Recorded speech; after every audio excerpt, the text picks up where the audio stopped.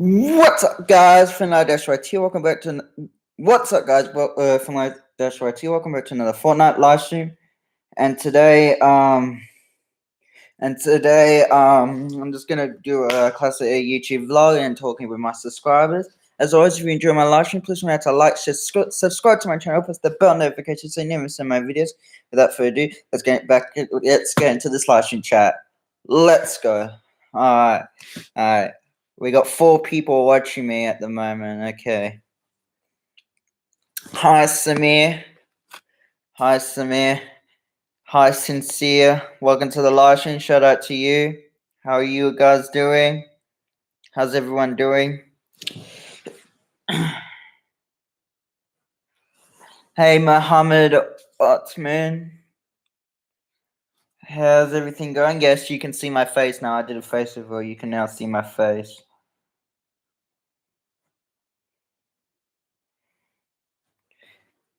I don't know where,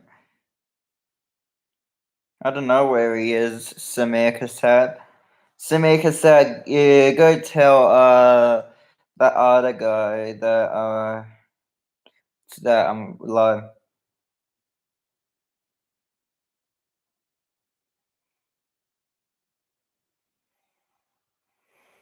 So yeah, sorry I haven't been playing Fortnite for a while and playing my game for a while, guys. My parents have just banned me for a short amount of time of playing my game, which is because I'm missing out on all these new skins like Alien, Whipley, part of the Alien set. And there's this and also the new Llama, Fortnite crew skin, and stuff like that. I mean, it's so annoying.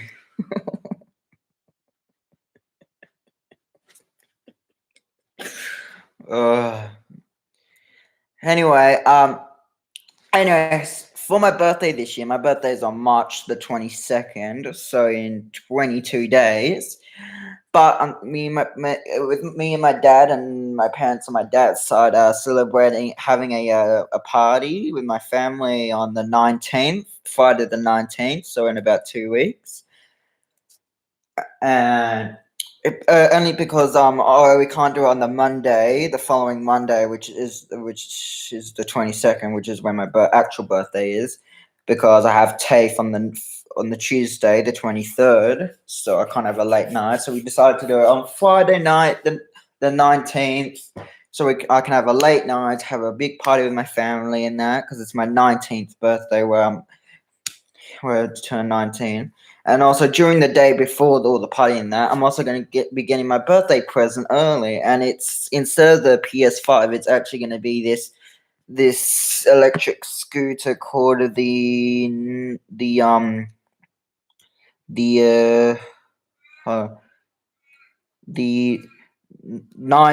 E25 kick scooter. The Ninebot E25 kick scooter.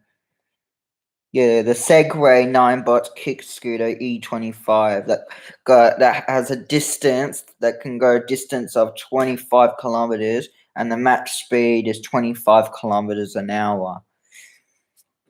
And this is what it looks like. You see it there? You see there?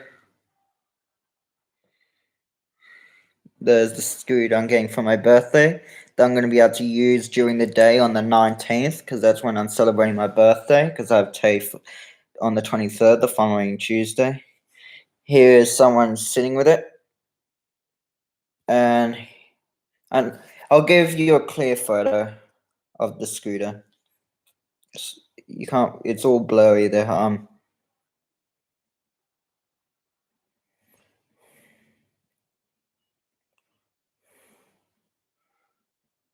Can you guys hear me? Can you guys hear me? Type 1 in the chat if you can hear me, or type 2 in the chat if you can't.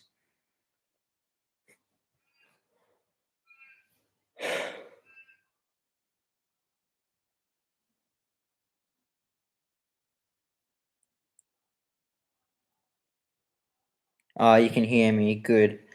So this is the scooter.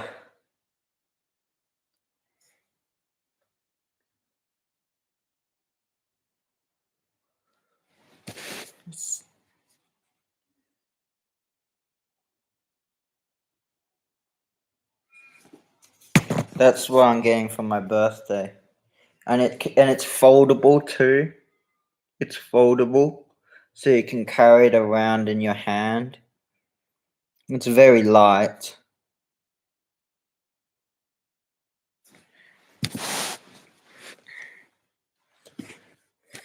It's very, very light.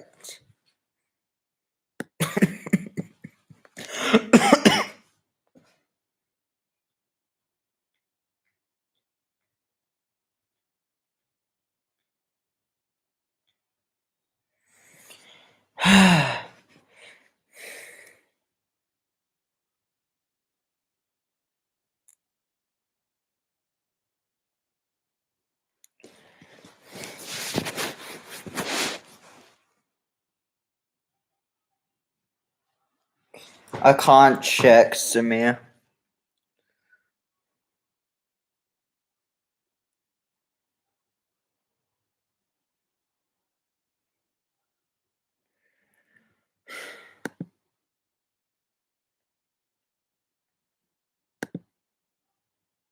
Oh, really, Samir?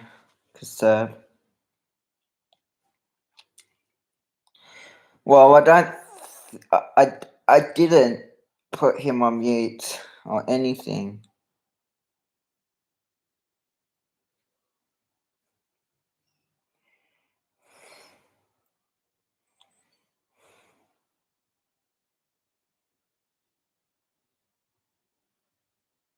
I didn't do anything. He usually could just join.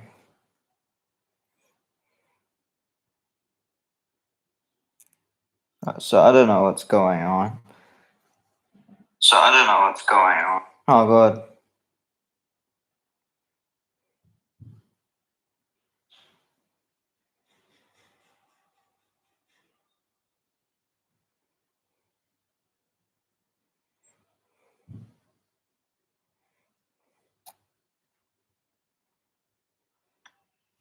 It would say he.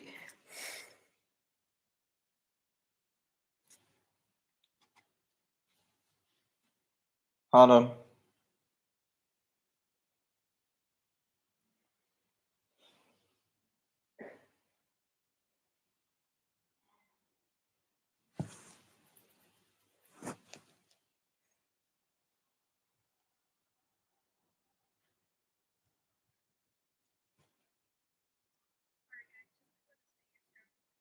Give me a sec. I'm just checking this video on how to unhide people. Tell him that. Tell Arda that, Samir.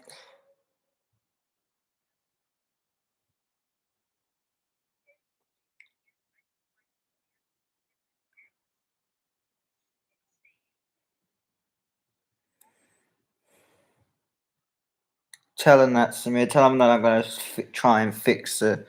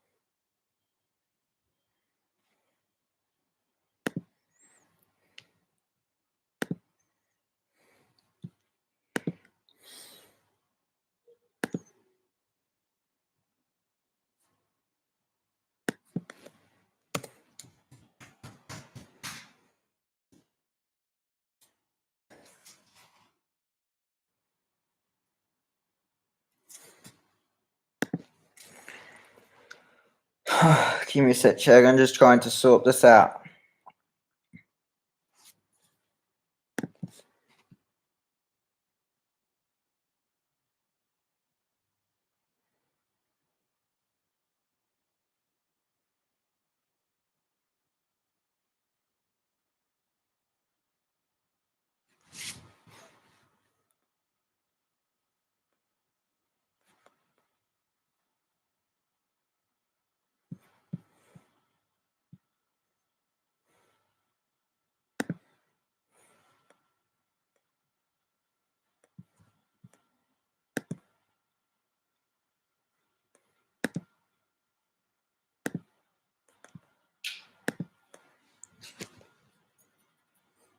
Oh, here we go, community.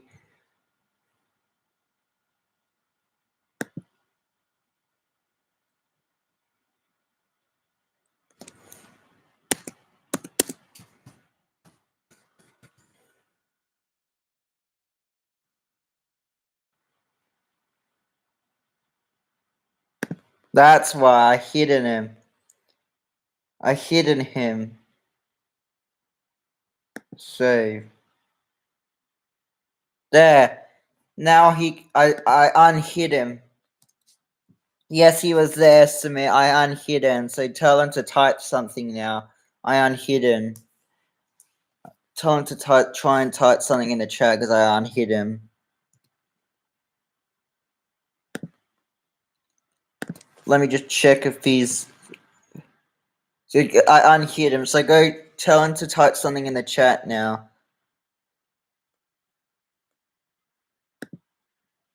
Okay.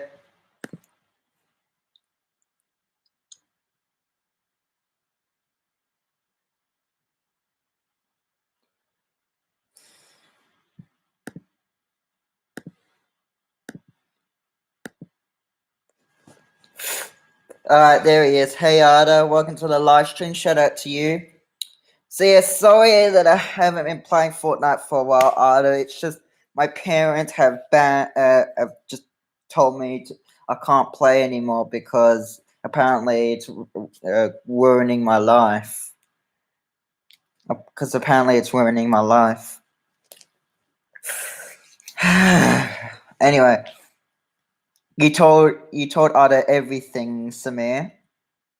Okay, that's good.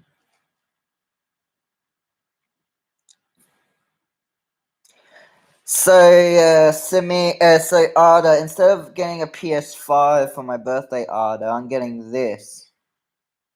Getting this for my birthday instead of a PS5.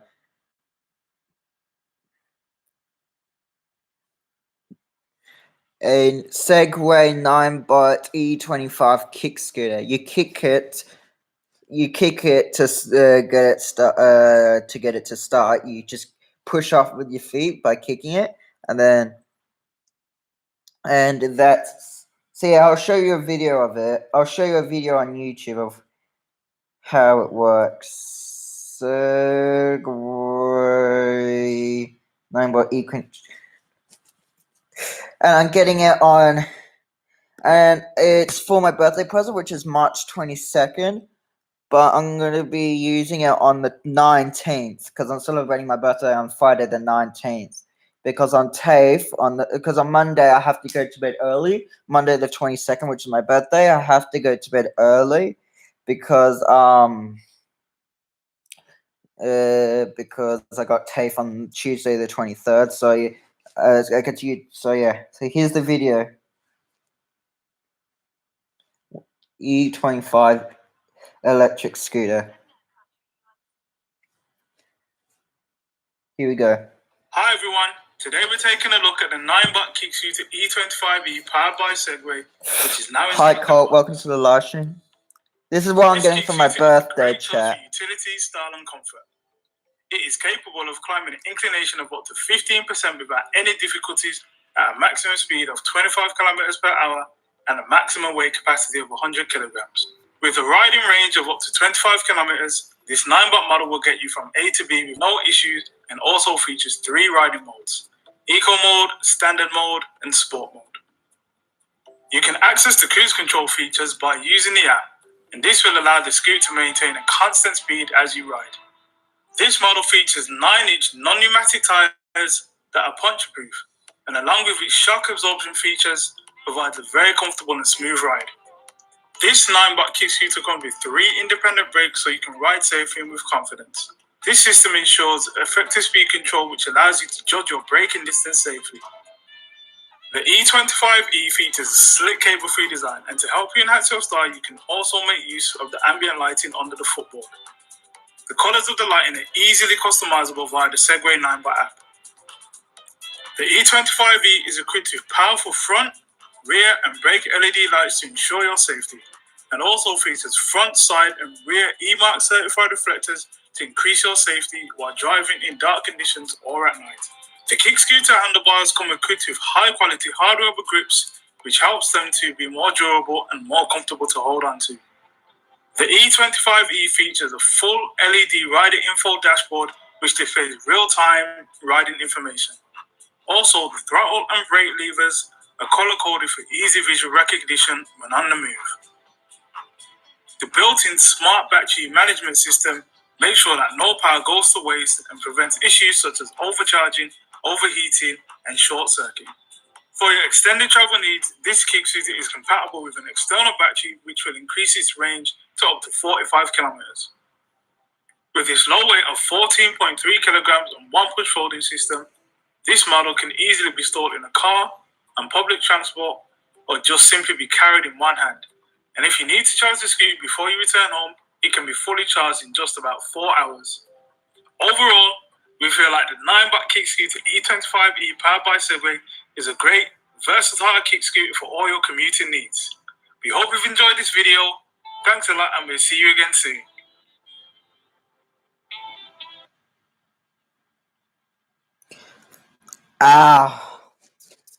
So that's what I'm getting for my birthday, chat. Coronavirus is good. We barely have it anymore in Perth. Here in Western Australia, we barely have it anymore. We can go out. We don't need to wear face masks anymore. It's great.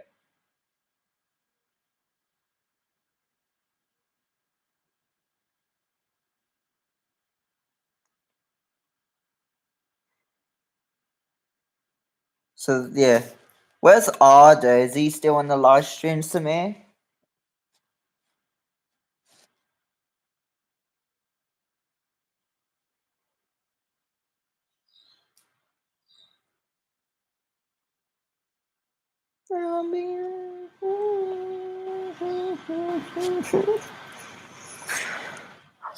Oh, there you are, Arda.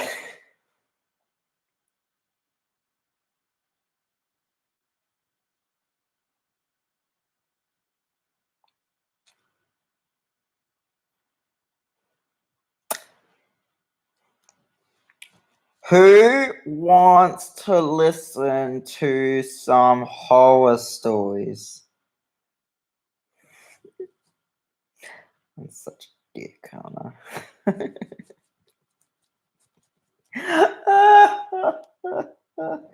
People would probably be like, hell no.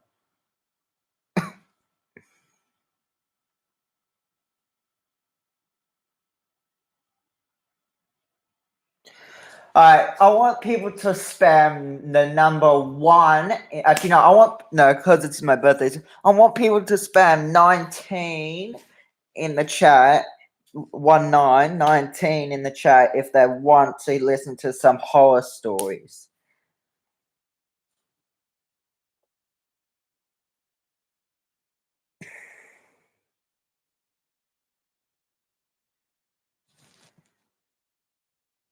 Spam 19 in the chat if you want to listen to some horror stories. Spam 11 if you do not. Spam 11 if you do not. You do? Okay, this is for you, Arda. Oh, yeah. This is for you, Arda. This is for you, Arda. Alright, so Samir doesn't want to listen to horror stories. Scaredy cat. Oh no, he does. Okay. So these ones, and this is a certain horror story because it's my birthday soon. It's called 3 Disturbing True Birthday Horror Stories. Since it's me and Arda's birthday very soon. This is called 3 Disturbing True, which means it actually happened. True birthday horror stories. 3 disturbing true birthday horror stories. Let's get it. Let's get it.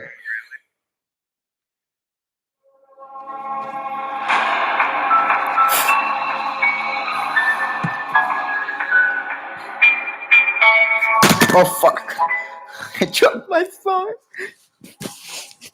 For my friend Ryan's 21st birthday, I threw him a surprise party at my house.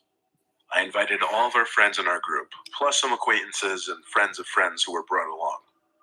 My parents weren't home for the night, so it worked out nicely. Okay, my aunt's getting tired. I'll just The peak let of you the listen night to was it. when You Ryan don't need to walked see through the door, and pictures. all of us got this great surprise. It was a Friday night, so mostly everyone drank a decent amount. Can you guys hear I tried this? not to get too drunk, just so I could stay alert in case anyone was doing something Can dumb you guys at my hear parents' this? house. We had cake and other desserts set up for Ryan, too. Hey Arda, hey Samir, can I you did a hear lot of this? walking around offering cake and beers to everyone, even people I'd never met before, including one guy with long blonde hair and a football shirt sitting on my couch, and some dude who looked a few years older sitting on my grandma's old rocking chair that she gave to my mom. I whispered into Ryan's ear at some point that half these random dudes that our friends brought over looked either kind of creepy or odd. He agreed with me, a bit over-enthusiastically, but that's probably because he was a lot drunker than I was. The night progressed and everyone got drunker, and everyone was doing increasingly silly and dumb things. The guy who was still in the rocking chair started to hum a song really loudly and obnoxiously. The rest of us just watched and found it hilarious for some reason. Then the guy with the long blonde hair started to sing a completely different song, Look and at everyone this else chat. kind of just joined along.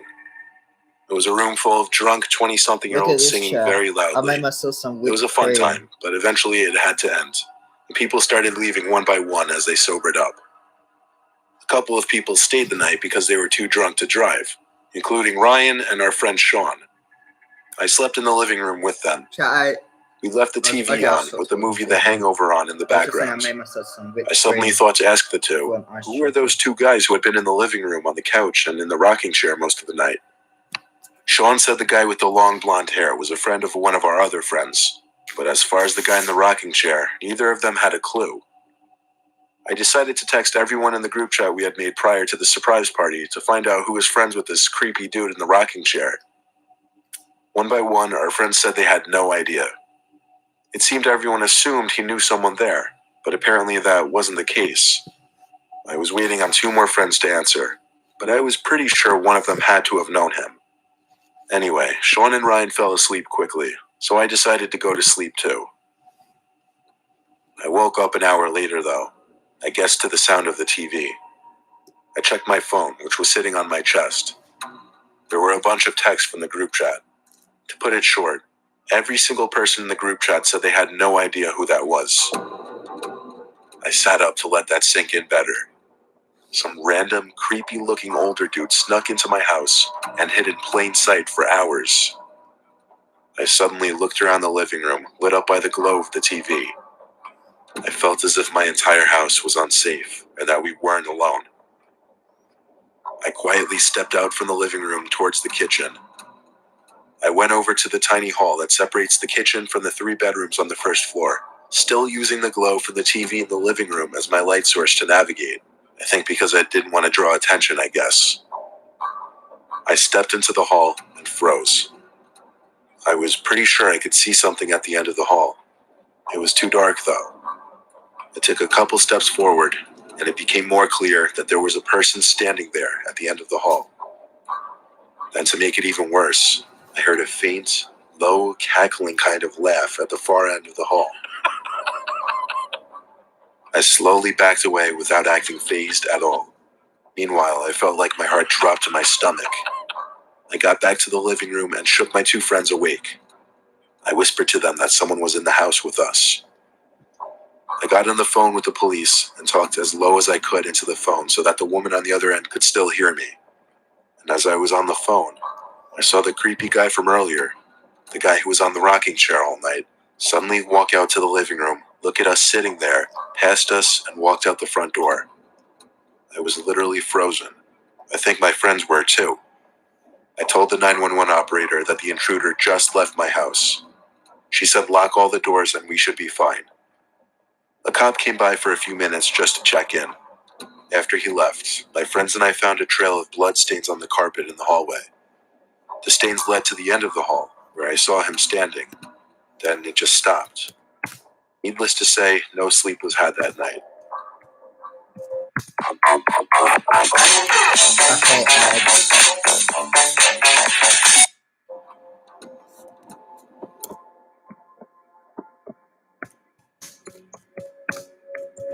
sure we all have those memories from our childhood that make us uncomfortable to think about.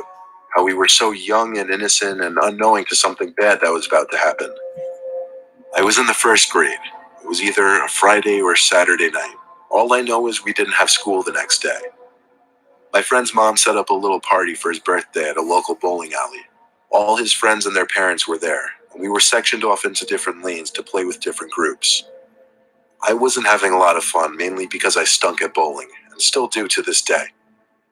I remember complaining and crying to my mom that I didn't want to play anymore, and I think one of the kids started taking my turn for me. There was a back room sectioned off for the party with a bunch of snacks, sweets, and sodas. So while my mom was talking to some of the other parents, I think that's when I snuck to that back room to fill my stomach with cupcakes and other sweets. There was a door leading to the outside in this room. It led to the back of the building, I guess. And the next thing I remember was the moment a man was standing at the doorway telling me to come outside and check something out. To this day, it still makes me cringe, thinking back and remembering that I actually listened to the random man and went out there. Upon stepping outside, the man knelt down to my level so that we were face to face. Then he pointed at a truck that was running, maybe 5 yards away.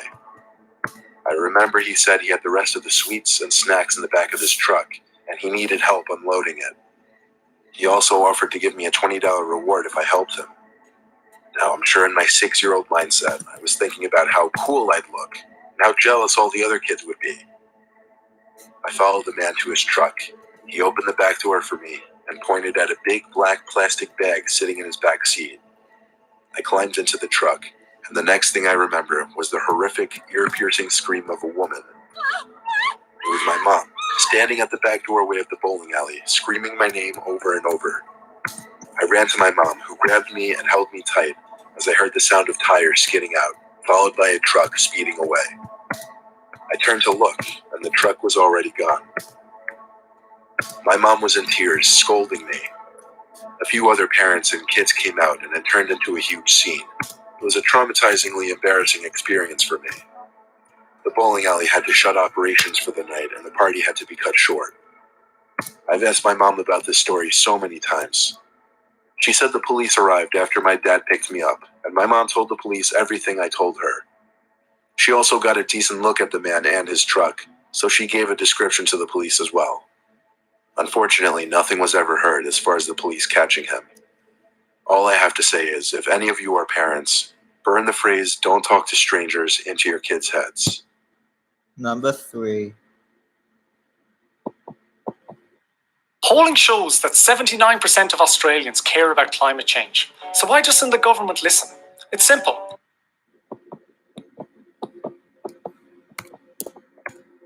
For my son's 12th birthday, my wife and I threw him a little party in the backyard. We invited the whole family, as we usually did for any of our kids' birthdays, and let him invite all of his friends too.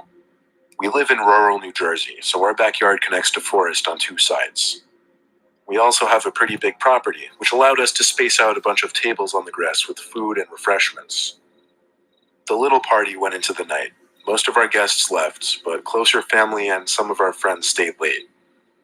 It was probably 8 o'clock. The mosquitoes were out in full force, so I decided to run over to the shed at the far end of the backyard by the woods to fetch the tiki torches. I grabbed like 6 torches and set them on the grass while I went back in to look for fuel. However, while I was in the shed, I heard steps in the woods. I stopped what I was doing to take a look out there, but honestly, it was just too dark to see out into the woods. After finding the fuel, I went back to the part of the yard everyone else was at and pitched the torches into the ground. The 6 torches gave off a decent amount of light while keeping us safe from the blood-sucking pests. There were about 6 kids left, including my son, and they all wanted to play hide-and-seek in the woods. My wife and I allowed it, just making sure to tell them to stay close to the tree line. My son and his friends went to play their little game in the woods, which left the rest of us to sit in peace for a little bit. It was a solid 15 minutes of talking with relatives and hearing the kids laughing and yelling in the near distance out in the woods. But all of a sudden, the yelling turned to screams, concerning sounding screams from the kids. All of us looked at each other, sitting up in concern. The kids one by one came running out of the woods, yelling that there's something in there. We don't have bears or any big predatory animals around here, so that was not the first thing we assumed it to be. I told all the kids to stay near the patio area. My brother Dom and I, being the biggest men there, decided to go investigate. We took a couple flashlights and off we went into the pitch black woods. The only sounds we heard around us were crickets and other night bugs. So we went deeper, and that's when we started to hear something else. It sounded like an animal at first, but as we followed the sound to get closer, the sound started to become more human-like. We continued to walk, and we agreed we both had the feeling that we were being watched, What? like stalked. What order? I What put did my you arm say? out to stop Dom.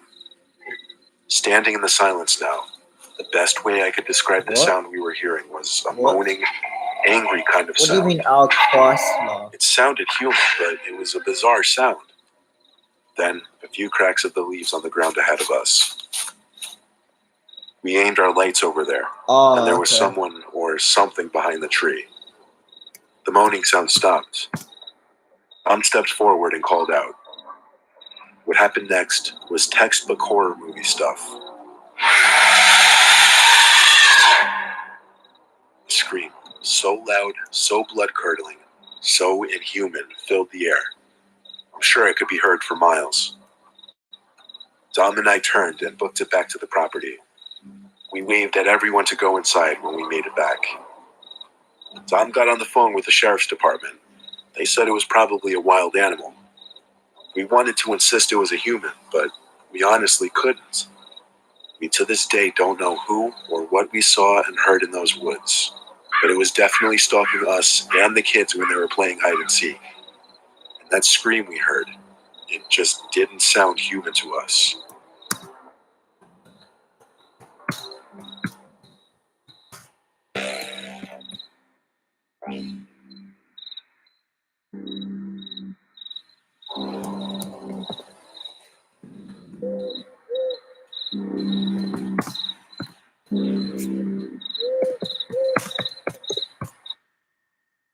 With Audible, you can listen to best-selling audiobooks, and your first audiobook is free.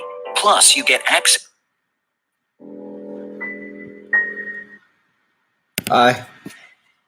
Before the Fortnite one, there's this other one that I want you to watch. It's so bloody terrifying.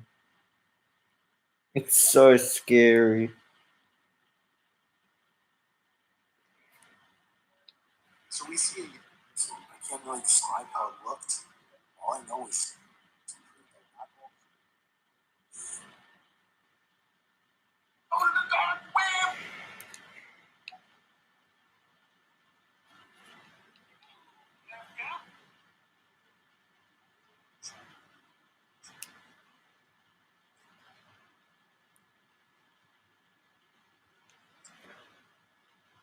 Give me some. I'm looking for the story.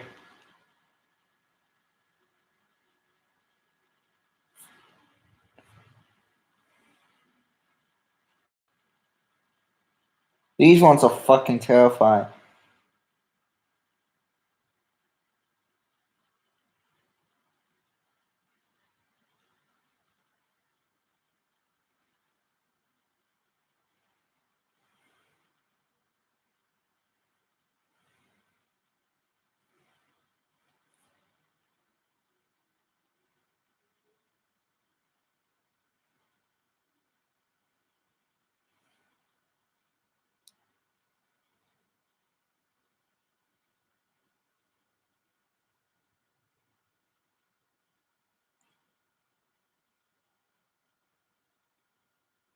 on the deep web after hearing it. It was basically posed asking for the strangest things people have come Alright, I found one. It intrigued me, some of the things I've come across on the deep web. Alright, here we go. 3 disturbing deep web experience. 3 disturbing deep web stories. It's actually called 3 disturbing deep web experiences. Let's go. This would be bloody scary. I've seen these ones. It's terrifying. I'm not sure if it'll be terrifying for you either, but we'll see. I made the mistake of searching the deep web one time. I saw on Reddit some people are talking about this thing called Tor that allows you to search the deep web, and it was basically a post asking for the strangest things people have come across on the deep web. It intrigued me, some of the things people have found. The response from him, but he never answered. Oh, whoops. I skipped all the way to the end. My On mistake. Reddit posted a link to a basically hidden wiki with a bunch of useful links to the dark web. I was shocked at how many child pornography links there were. I did my best to steer clear of anything like that. I did come across a link that took me to another page with a bunch of links, called the Black Pages. The page was black with a bunch of red and yellow links. The red pages seemed to be the strangest. There was one link called Personal Assassin, and another called Dead Pets. Reading some of those links, I realized how messed up this whole deep web thing really was. I clicked a yellow link and ended up at yet another page full of links. There, I found something that seemed interesting. It was called the Secret Society chat. I clicked on the link, and it took even longer than all the other pages took to load. I'd say I stared at a blank white screen for a good minute before the page finally turned black and a chat box popped up. Next to the chat box was a black video screen. I wish that I had just clicked the back button at that point, but instead, I typed "hey" in the chat box. What happened next was weird. I'll pause it for Someone wearing a mask. I'll pause it for a second. Yeah, Arda, it's not scary at the moment because he hasn't gotten to the scary parts yet, Arda. Arda, he hasn't gotten to the scary parts of this story so far. He's building up to it. That's what he does. He builds up to it. In a dark room popped up on the screen. I felt like my heart stopped when I saw my face pop up on the screen as well. The website was using my webcam, even though I naturally keep it off. I covered it with my thumb and tried to close the page, but at this point my taskbar was gone, along with the minimize and exit buttons at the top of the Tor window. I tried hitting Ctrl-Alt-Delete, but it did nothing. And then there was a muffled, distorted voice coming from my speakers. I could only assume it was the guy in the mask speaking. He was masking his voice with some kind of voice changer. I clearly remember, he said, "I still see you, James." My heart sank. He had said my name.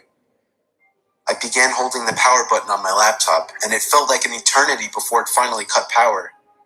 I didn't know if I should report what happened to the police, but from what I knew, everything was anonymous with Tor, so it didn't even seem worth it. It was obviously just a low-life hacker. I went on with my life after deleting the Tor browser from my computer, but about 2 weeks later, my mom threw a letter in my room. She told me it came in the mail for me. There was no return address on it. I ripped the letter open and unfolded the paper tucked inside.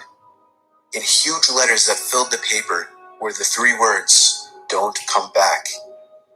I felt like I was going to throw up from the sickening feeling it gave me. I crumpled up the paper and threw it away. I didn't call the cops as it seemed pointless, and I didn't tell my mom because it would only cause her to panic. But I have no idea how or why they got my address.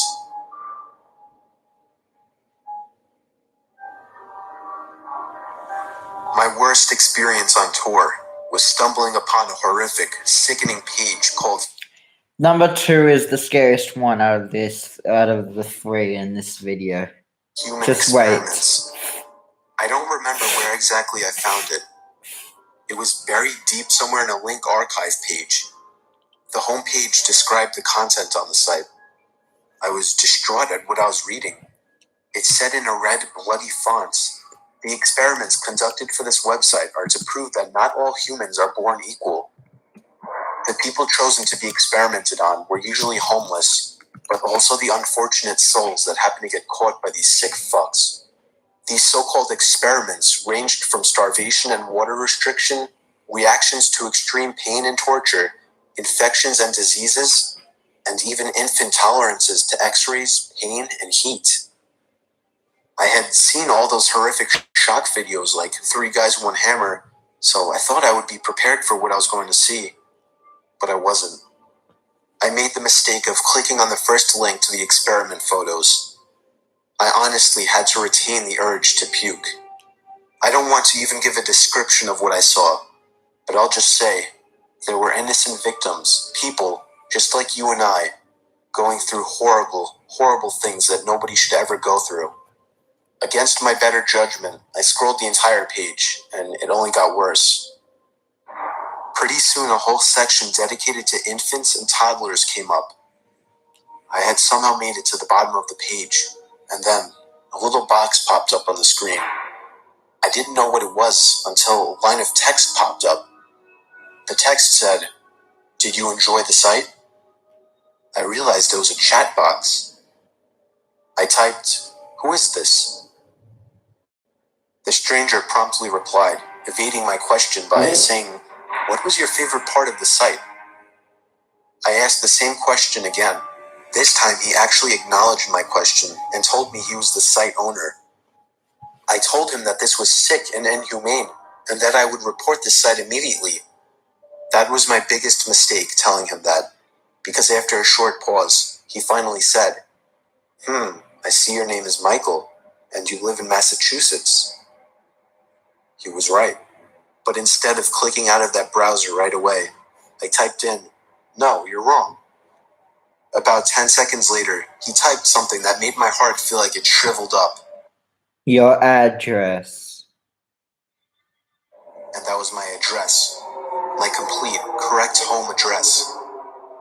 His final words were, "Have a nice day." I closed the browser and slammed my laptop shut. I called the police first thing before even telling my parents. When the cops got to our house, I explained everything to everyone at once. They wanted to see my computer since I didn't remember the link to the website. Unfortunately, the Tor browser doesn't save your browsing history, so I couldn't even help them in shutting down this website. The cops told us that if what I said was true, that we should find another place to stay as soon as possible. Thankfully, this was around the time that we were looking to move away anyway. I couldn't believe how fast my parents were able to sell the house and find another. I apologized to them every day for a month after this happened. I hated to have to make them go through this all. I liked to think the guy in the chat was just bluffing, but I couldn't take the chance. I don't think anybody should ever look into the deep web, as there is no good to come of it.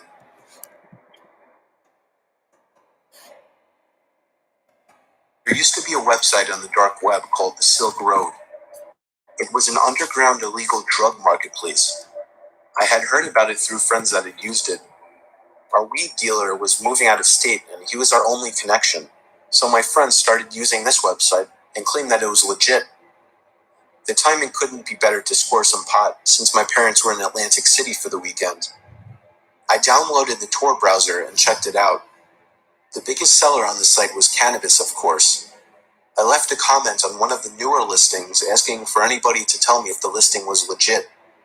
I came back to the site about an hour later, and I had one new message. It was from a user named Illy B. He saw my comment and offered to sell me an ounce for a really low price, but he only does local. I've done local deals before, and I've never really had a problem with them, so I told him that I was in Washington. Turned out he lived only about an hour away from me. I suggested we meet halfway, but shockingly, he said he would just meet me in my hometown. I couldn't turn down that offer. He said he would be over after work around 9 o'clock. I told him to meet me in the Wendy's parking lot. He asked me a bunch of weird questions like my address, who I live with. I definitely didn't want to give my address to a pot dealer, and I lied and told him I lived alone. A little bit later, he texted me telling me he found a much better place to do the deal. It was behind an old closed-down retail store at the edge of town. My sketchiness alarm was going off, but I was so desperate to get that grass. I knew exactly where that building was, so I drove over and got there within 5 minutes. I parked the car behind the building, but couldn't see anyone else there. Then I got a text saying he was on his way. That made no sense, because if he lived an hour away, how would he know of this place? I sat there for like 20 minutes trying to get another response from him, but he never answered. I decided to just give it up. I had a feeling something sketchy was going on and that I should just leave while I still could. It took me 10 minutes to get back home. My front door was open. I knew I had shut it, so I was worried that my parents had gotten home early. I parked my car in the driveway since my dad didn't take it and went back inside. The light upstairs in my parents' bedroom was on, and I heard some kind of shuffling noise. I shouted, "Mom and Dad," and the noises stopped. The door to the room slammed shut, and I knew something was wrong. My dad's car wasn't even in sight, and now he's not answering. It took me long enough to realize that whoever was in there wasn't either one of my parents. Since I'm a straight-up idiot, I grabbed a carving knife from the kitchen and charged upstairs to my parents' room. I practically almost broke down the door after slamming it open. I didn't see anyone, but I right away picked up on the fact that my mom's jewelry case was open. I grabbed the phone in my parents' room and called 911, but something grabbed me from under the bed.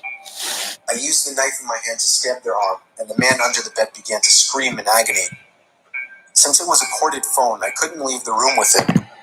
All I had time to tell the police was that someone broke into my house and then gave them my address. The man crawled out from under the bed with the knife still in his arm. He didn't even look at me. He just ran straight for the front door into his car. The best I could describe him was that he was a black man with a backwards hat and raggy clothing, and he drove a black Honda Accord. Of course, I couldn't tell the police much. I couldn't bring up the website, as it was illegal to use it. All I could do was describe him to the best of my ability. So he's still out there home free. I can only guess he got my address by... Hold on. I'm just checking something.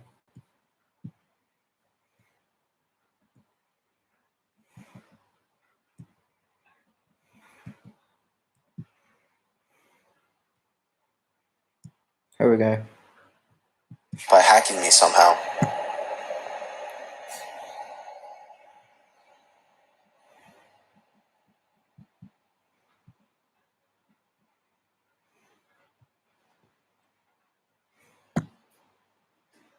When you run a business, Here we go, chat, and this is for you, Ada. 3 horrific stories that happened while playing Fortnite. change is a chance to innovate. At Tyro, innovation is in our DNA. And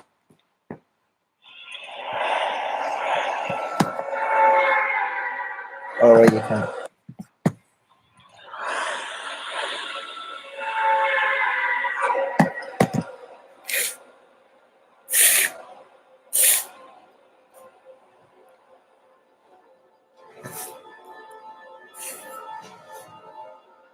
I'm sure by now we all know what Fortnite is. I had known about it for the longest time, but I never actually played it until my friends basically forced me to download it and play with them. They wanted to play in squads, which is what it's called when you play in groups of 4. My 4 friends were Evan, Xavier, and Braxton.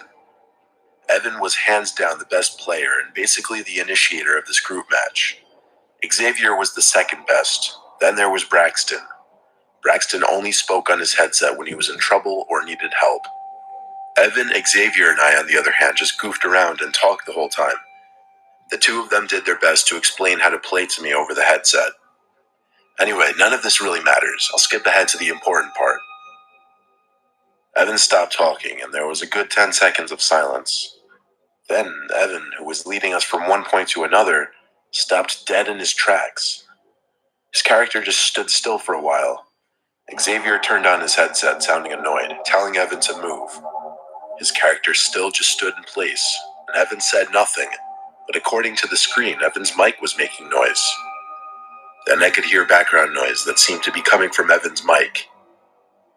Xavier, Braxton, and I were all telling Evan to move or we'd ditch him. But we all dropped silent when a horrific, almost painfully loud screaming came from Evan's mic. It wasn't like he was screaming into the mic. It seemed like Evan was somewhere in the background of the room. Then a door slammed shut in the background, and the 3 of us were left not knowing what to say or do. I told the 2 of them I'd call Evan immediately and turned off the console. I tried calling him 5 times. He never picked up though, so I decided to drive over to his house, which was 2 minutes away. I got to his house and saw no cars in the driveway, but the front door was open and the lights were on throughout the house. I let myself in, screaming Evan's name. Evan screamed back from somewhere upstairs. I followed the sound of his voice right up to the loft bedroom, where I found him hiding under the bed. He told me to hide. I told him to get out from under the bed and tell me what happened. He said there was someone in his bedroom. He would speak in very limited sentences for the longest time, until he calmed down and would finally explain in detail. As Evan was playing Fortnite with us, he felt a tap under his bed. He pulled the cloth material that covered the sides of the bed up and looked under the bed and saw a grown man hiding underneath. That's when he threw his headset on the bed and screamed as he backed into the corner.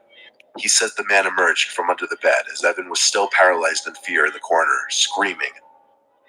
Then the man walked straight out the bedroom door, and that was the last we ever saw of him. At that moment, he didn't know if the man was still in the house or not, so he called the cops, not knowing what else to do. When they showed up, we didn't know what to expect from them. 2 cops actually showed up.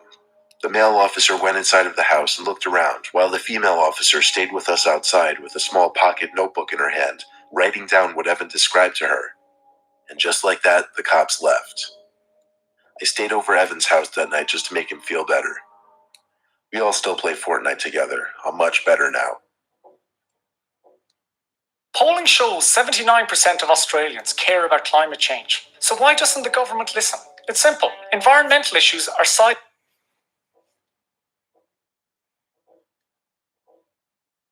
I've never been a huge Fortnite person, but all my friends have been for a while. I always feel like I'm being left out when they're saying to jump on Fortnite and such. Yeah, I've played the game a few times and I get the gist of the gameplay and whatnot. I'm just not good at the game. So one Monday night, I hopped on the game and played alone just to practice. I did that over and over and over, until I started actually getting pretty decent at the game.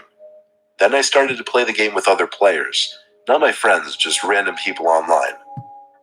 I played a game of duos, meaning with one other person on my team. His gamer tag was BobRocket16 or something like that, with a few extra C's and E's or whatever. I didn't write it down.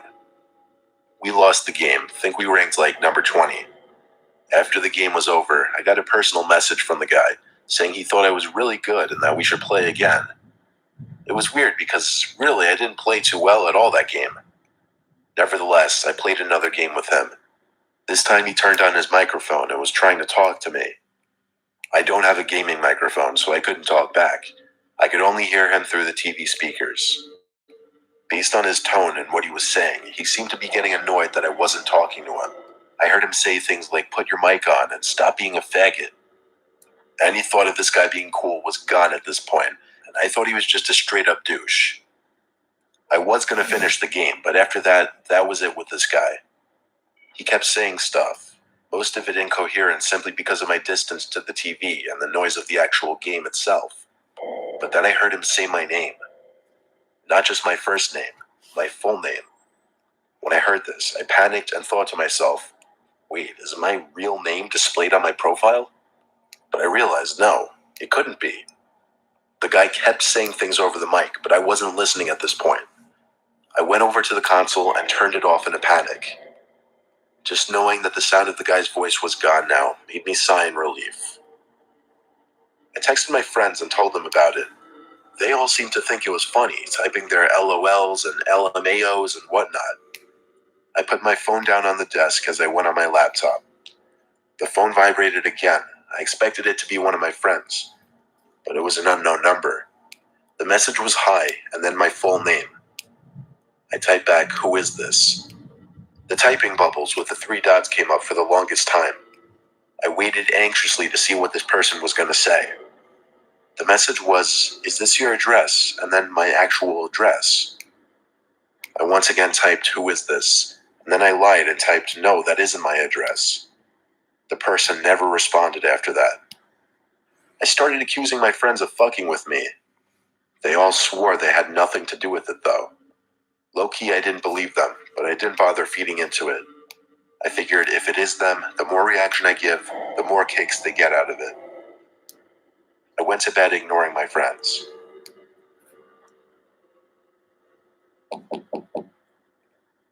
I woke up to something. I was almost positive I heard a noise. You know how sometimes a sound will wake you up, but you don't know what the sound was because you weren't awake yet to hear it? Well, that was me at this moment. I sat up looking around my room as anyone naturally would. My whole body jerked in startlement as there was a set of knocks on my window. Instead of looking to see who was out there like a man, I ran like a coward out of my room and to the nearest bathroom, where I locked myself in. There were no windows in that bathroom, so I felt safe. I actually fell asleep in that bathroom, and when I woke up, I texted my friends again, telling them all to go fuck themselves. They all got a kick out of it, but when I saw them in person, they seemed pretty genuine when they told me they had nothing to do with it. To this day, I really don't know if my friends were pranking me, or if that guy who I was playing Fortnite with actually somehow got my information and came to my house. You'll never believe what my girlfriend and I did last night. We wanted to spite. My 10-year-old son Chris had been playing that Fortnite game all day, every day for the past few months, and it had been driving me insane. I would scream at him to go out once in a while. Instead, all I heard was that sound of that bus honking its horn every 10 minutes and constant gunshots coming from his room. Eventually, one night at like 9 p.m., Chris came out of his room and shouted out to the kitchen that he was having someone over. I angrily asked him who. He said, some guy from Fortnite who lives around here. A fuse went off in my head as I heard this. Apparently, he invited over some random person he was talking to on Fortnite. When I asked him how old, Chris shrugged his shoulders and said, I don't know, he sounds kind of old. I started to freak out, knowing some random stranger who was probably well older than my 10-year-old son was coming to my house. I locked all the doors and turned on all the porch lights. I told Chris to just keep playing his game in his room and not to talk to anyone else. I waited around by the windows until a car pulled up in front of my house. It stopped and the headlights turned off. The door opened, someone came out and started walking up the pathway to my front door. I felt like my heart dropped into my stomach when I saw some middle-aged man, probably 40, mildly overweight, step into the light and then up the stairs to the front door. He rang the bell 3 times. I ignored it. Then he started pounding on the door for a bit. I ignored that as well. He walked down the stoop, looking up through the windows as he walked down the pathway. I made sure he couldn't see me. I thought for sure he'd go to his car and leave, but he went around to the side of my house, out of sight from the windows. He was actually going to my back door.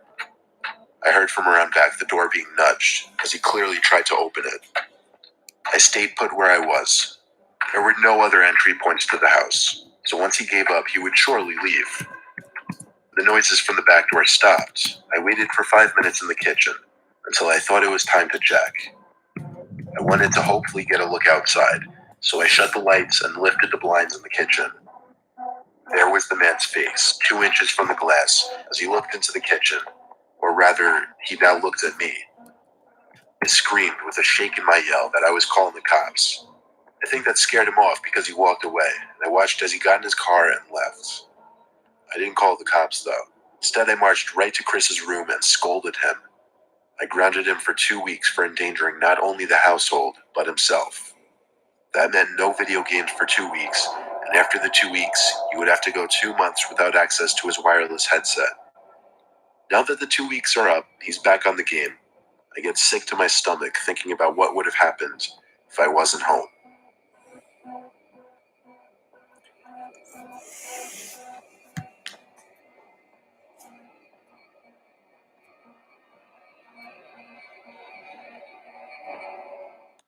$0 delivery fee on your first order. Don't worry about dinner. Let dinner.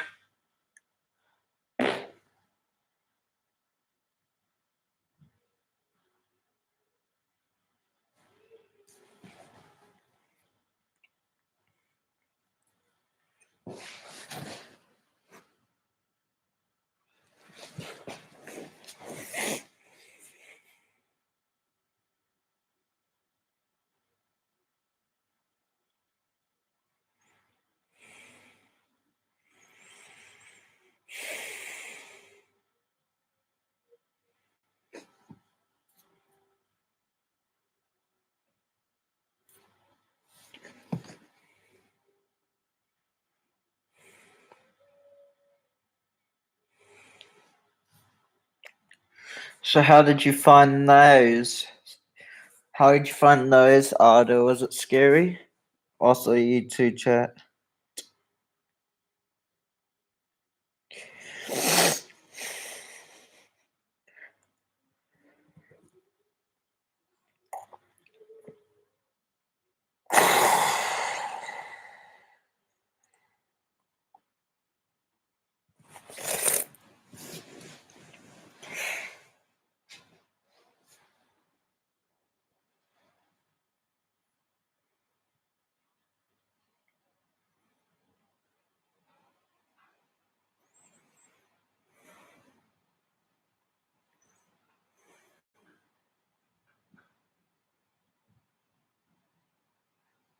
Yeah. Well, I'm just looking to see what else we can react together.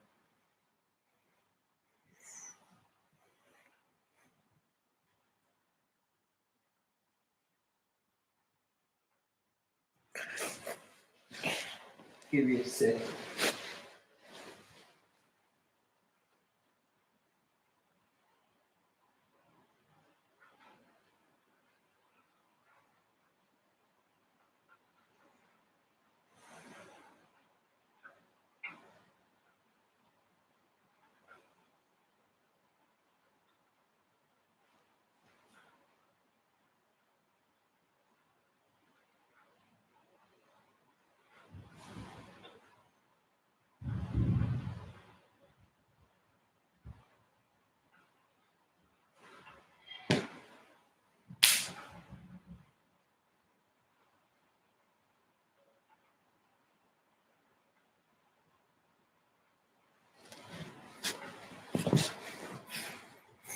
Alright, let's see.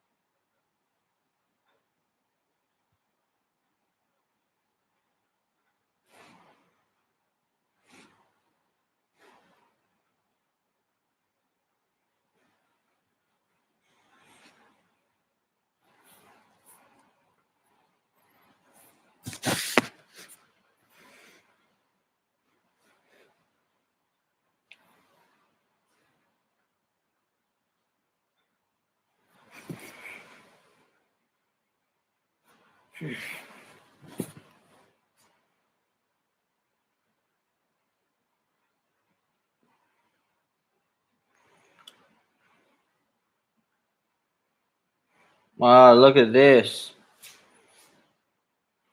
Check this out, Arda. Check this video out.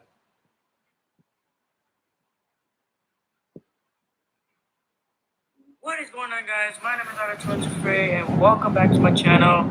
I'm just gonna be playing Fortnite with a streamer, and yeah, I hope you enjoy, guys. Please like and subscribe with post notifications, and just enjoy the video, please. I'm gonna land right here because I absolutely don't know where else to land.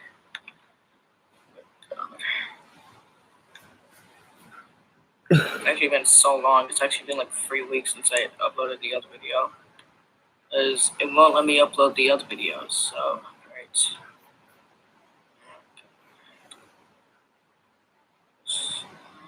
Hey, oh, there's a like looks pretty cool. Yeah, oh shoot, indeed. No, no, no, no, no. Oh, damn it. Wait, where are the rest? Oh no. No, you're not. No, you're not. No, you're not. Oh my god. What the? No, you're not. No, no, no, no, damn it. Shut up.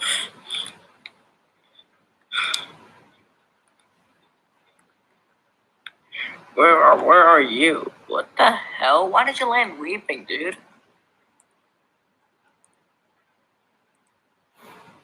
I don't know. I was trying to do my recording thing properly. Like, I didn't expect you to like not jump. Oh my God, it's so cold.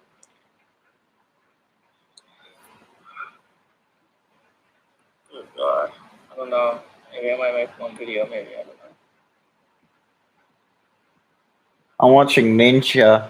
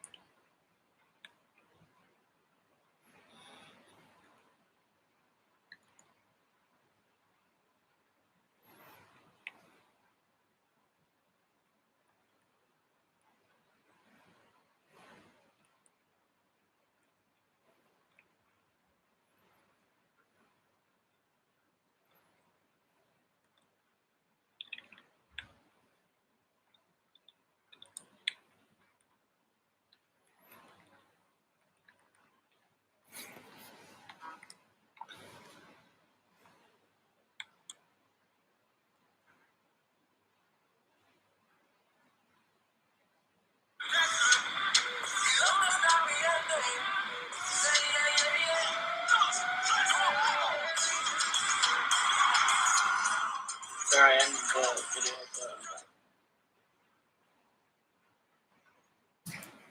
Alright, let's see.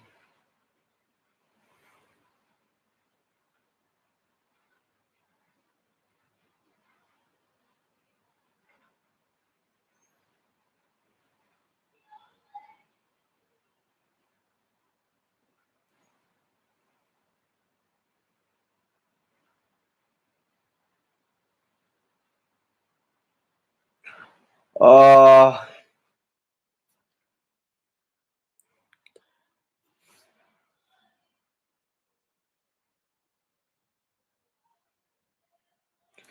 alright, I got a good video, Ada.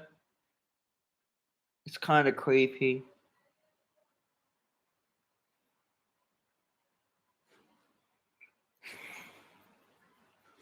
I don't want to listen to it, but I think I'm gonna have to.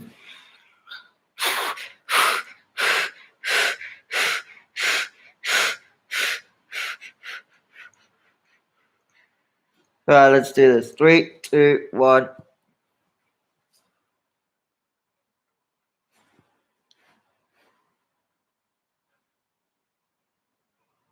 Number 15, the Sounds of Saturn. The Cassini spacecraft is an unmanned spacecraft that was sent to the orbit of Saturn. Cassini was sent into orbit to... Fuck you, lightning! Or thunder, or whatever. You scared the crap out of me. study the rings of Saturn, as well as specific makeups of its atmosphere. Air chills. Number 15, the Sounds of Saturn. The Cassini spacecraft is an unmanned spacecraft that was sent to the orbit of Saturn. Cassini was sent into orbit to study the rings of Saturn, as well as specific makeups of its atmosphere. While orbiting the gaseous planet, the spacecraft managed to pick up this audio recording.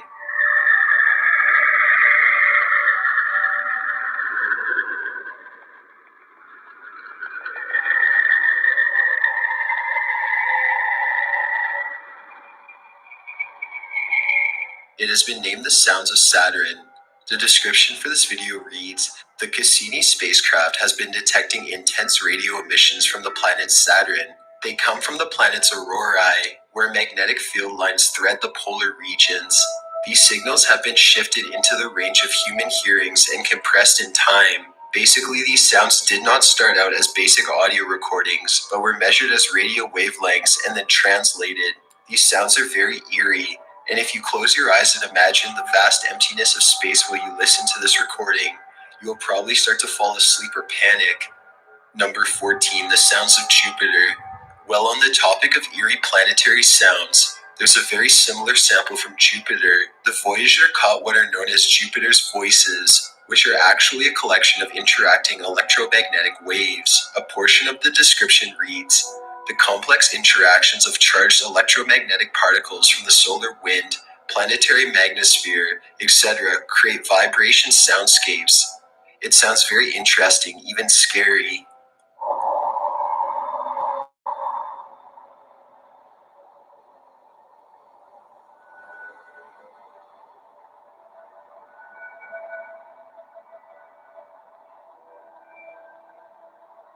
And that's for sure. While the audio is pretty fascinating to listen to, it's also quite scary. Like some sort of limbo before hell, or crossover in an episode of The Twilight Zone. Many people claim these sounds actually help them fall asleep because they have a more calming effect, but some see it as more of a feel for an existential crisis. Number 13, sounds of a hurricane. In September of 2008, Hurricane Ike touched land and destroyed major parts of Texas and Cuba. Ike was a tropical cyclone with winds reaching speeds of about 145 miles per hour. The hurricane came with enough power to cause about $30 billion in damages in the American coastal region alone. This video was taken from the San Luis Resort in Galveston, Texas. Galveston is an island on the Gulf Coast of Texas, and it was the first to greet Ike before it hit more inward lands such as Houston.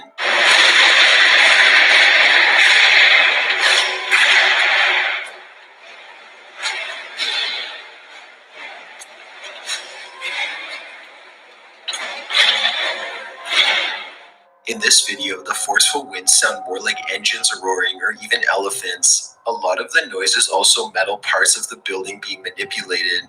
But either way, it had to be terrifying to stand inside a tall standing resort right on the edge of a beach, all while hearing these tremendous winds. According to the description of the video, rescue teams had to later evacuate the upper levels of the resort. Towards the end of the video, you can actually see the rescue teams moving people down towards the second floor. Once on the second floor, the noises are actually a little more intense. They sound similar to a teapot ready to boil over.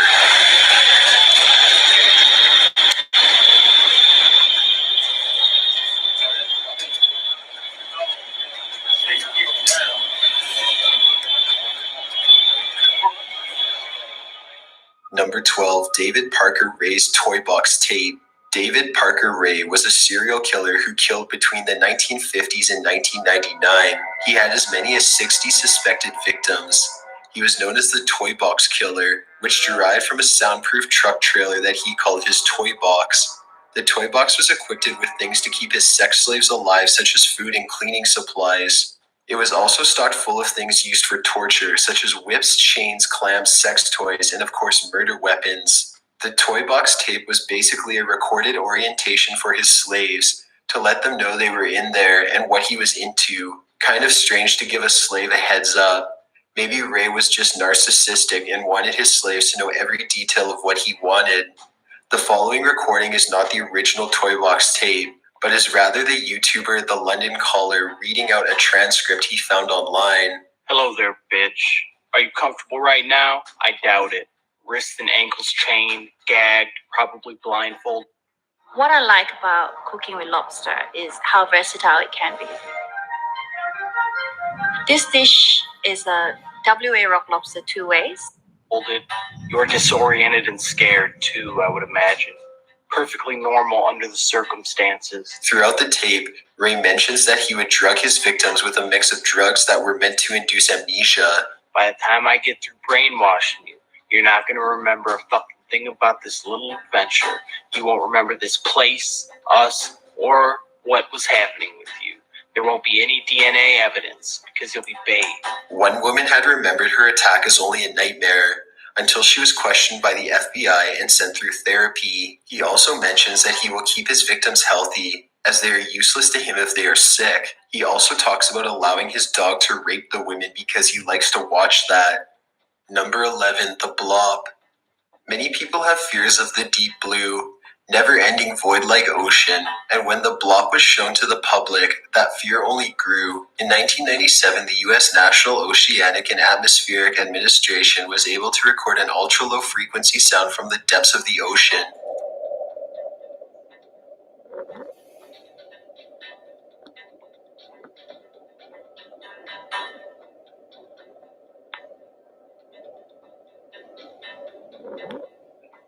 was recorded in the Pacific Ocean just beneath the tip of Southern America.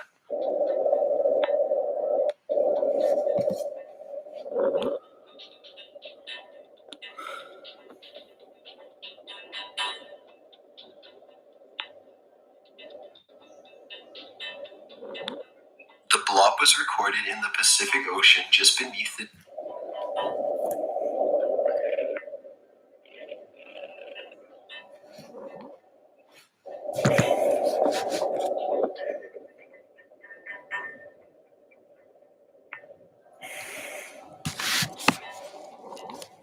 The blob was recorded in the Pacific Ocean just beneath the tip of Southern America. The system used to capture the sound was an array of recording devices meant to monitor undersea seismicity, ice noise, and marine mammal population and migration without interfering with any of them.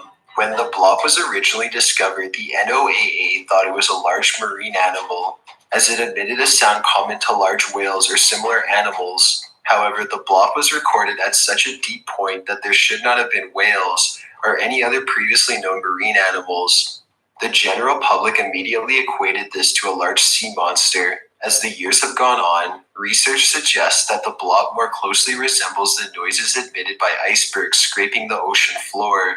Either way, this deep sea sound was the source of nightmares for plenty of ocean-hating people around the world.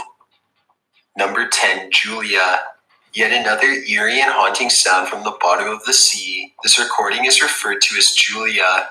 The story behind Julia is not as mysterious as that of the blob. The sound was recorded by the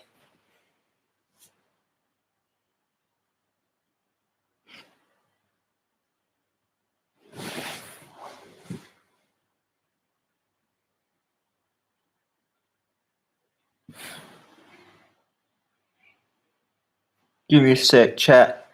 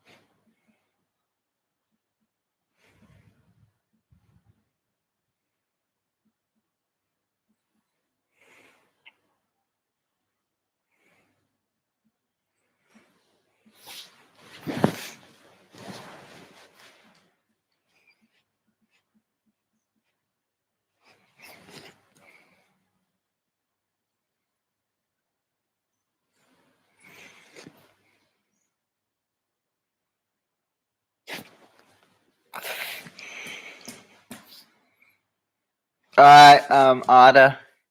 Here we go.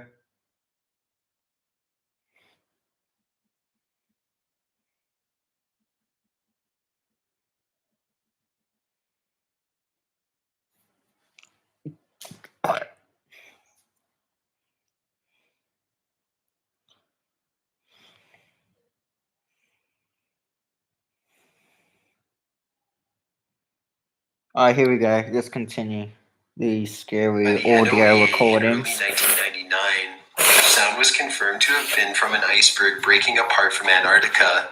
However, the noise sounds more like a creature than the blob even did, so it gained a lot of speculation from the general public.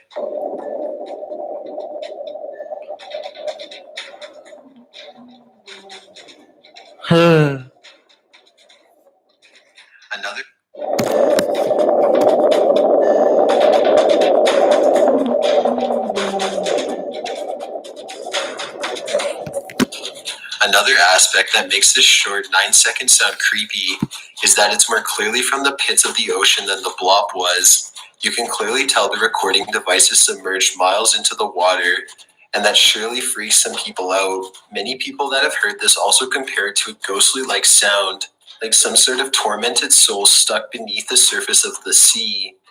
Sea ghosts are of course a theory that has been played with before in media, but finding sea EVPs has never been done, and the thought of it happening is unsettling. Number 9, Vladimir Komarov. Soviet test pilot, engineer, and cosmonaut Vladimir Komarov is known as the first person to go into space more than once, and the first person to die on a space mission. He was part of the Soyuz 1, which crashed after re-entry to the Earth. After his death, there was a huge controversy about the administration ignoring errors with the spacecraft, and his death taught all space programs around the world a valuable lesson about testing, retesting, and checking for errors or malfunctions early on. This recording caught is between Komarov and the control station down on Earth. The recording is mostly him screaming and cursing his spacecraft and those involved in putting him on it.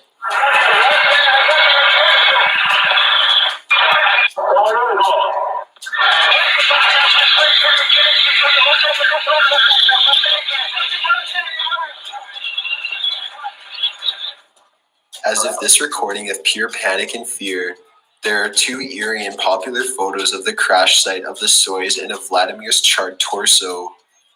Number 8, Aztec Death Whistle. The Aztecs were a group of certain ethnic people found mostly in the Mesoamerica region from the 14th to the 16th century.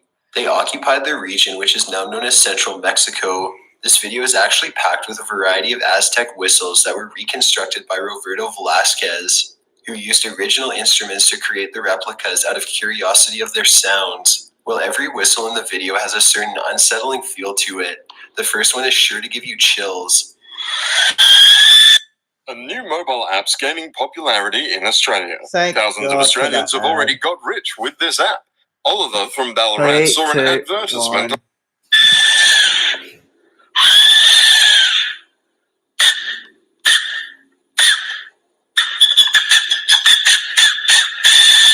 It has been named the death whistle because the shape resembles that of a human skull, and the sound is like a screeching spirit.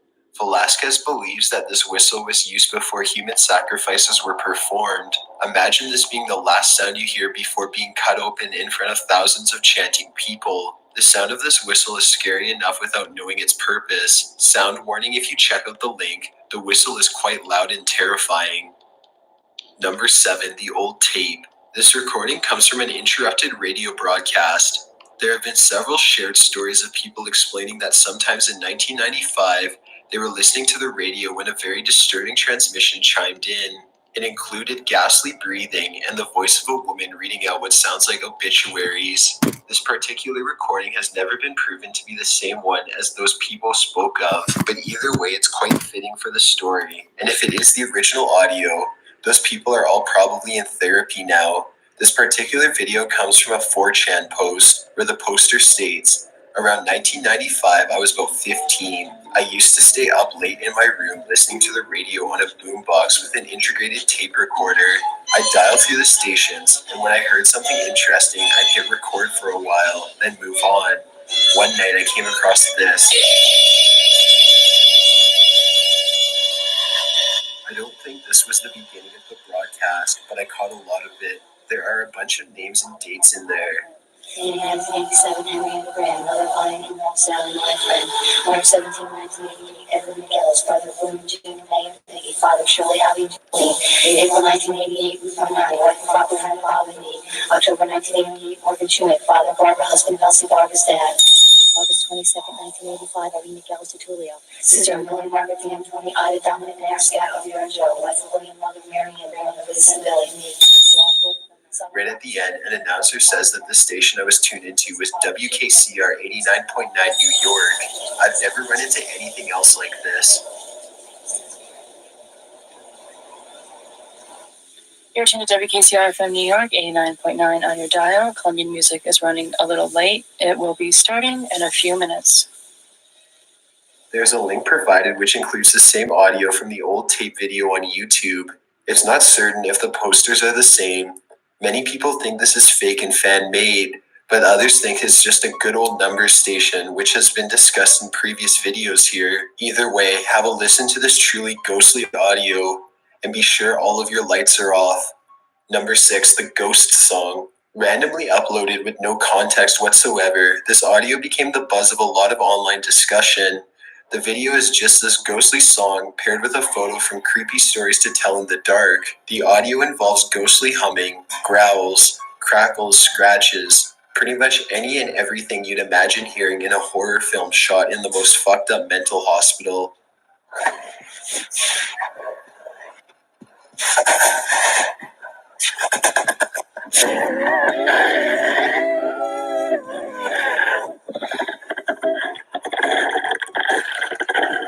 This ghostly track ended up being a part of a creepypasta written in 2012 entitled The Ghost Song. The short pasta comes as more of a blog entry and states that ever since the writer heard the song, they've had trouble sleeping, they've been paranoid, and they can't get the song out of their head. There are really no words for this collection of creepy sounds, so just have a listen.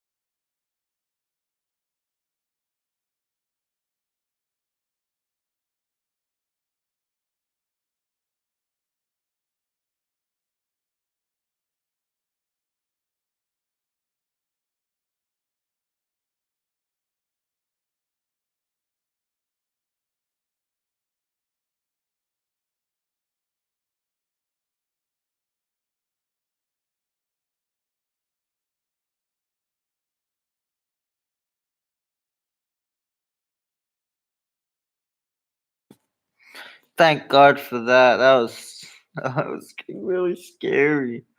Again, make sure all of your lights are off and that you're home alone. Well, this song from Beyond the Grave is completely unnerving. It's actually not some EVPs caught from the Paris catacombs or anything like that. It's an actual song created by artist David Byrne.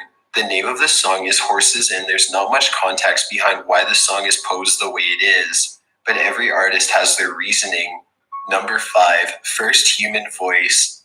This video takes us through the process of trying to clean up a 10-second clip of the first human voice to ever be recorded. The clip is a woman singing Au Clair de la Lune, and it was captured via phonograph in 1860.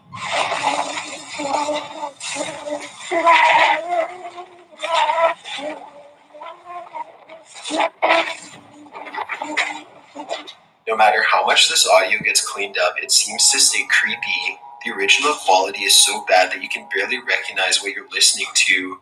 But as it's touched up, you can make out a woman's voice reaching into your room from the past to sing a folk song to you.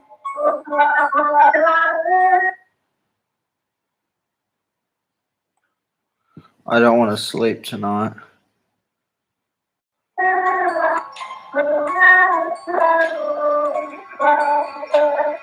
Even as her voice becomes more clear and human, it's still very distorted and hard to make out. Plus, the general idea of this being from the 1860s is quite eerie. The singer is long dead, along with anyone else in the room at the time of the recording. This clip, of course, gained a bit of a story on the internet, that if you try to listen to it alone, the spirit of the woman will haunt you. That's, of course, just the internet doing what it does best to make things even creepier. But it's hard to shake the idea from your head as you hear her melodic voice from over a century ago. Number 4, a castrato. Castrating young boys before puberty was a common practice to create the castrato classical male singers. The high-pitched voices were similar to that of sopranos in women, or a countertenor in men. The difference being that the singers not having to force the higher notes, as they came more naturally due to never reaching full male maturation. The act of castration for this purpose greatly diminished in the late 1800s and was finally made completely illegal in 1903. This recording is said to be the only known audio of a castrato. The performer's name is Alexandro Morchi, and he does sound like a small boy or even a young woman.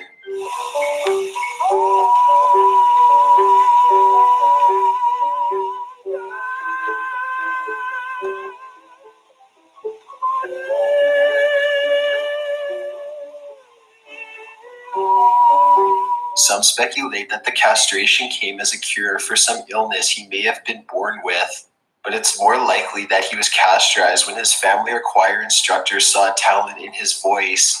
The story behind castratos is unsettling enough, but something about this particular audio is quite terrifying. Perhaps it's the old distorted quality, or perhaps the sadness portrayed in the song that relates to you the idea of a young boy who had his manhood stolen away from him for the sake of singing. Number 3, Drowning Ghost. The following audio was collected during an investigation of an abandoned mental hospital in Oakton, Utah. Brendan Cook and Barbara McBeath from the Ghost Investigators Society caught this EVP in a room where no one else was present, and there was no water-like facilities or even puddles, yet this EVP clearly sounds like a woman or a child drowning.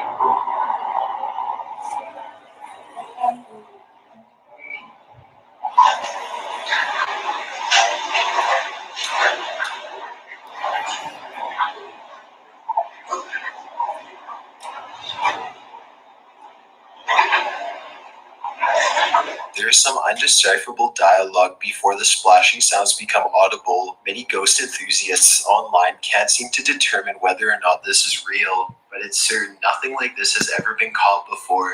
The pair began to speculate about the death of a 9-year-old boy in the facility after they heard this. How do you interpret that splashing and thrashing?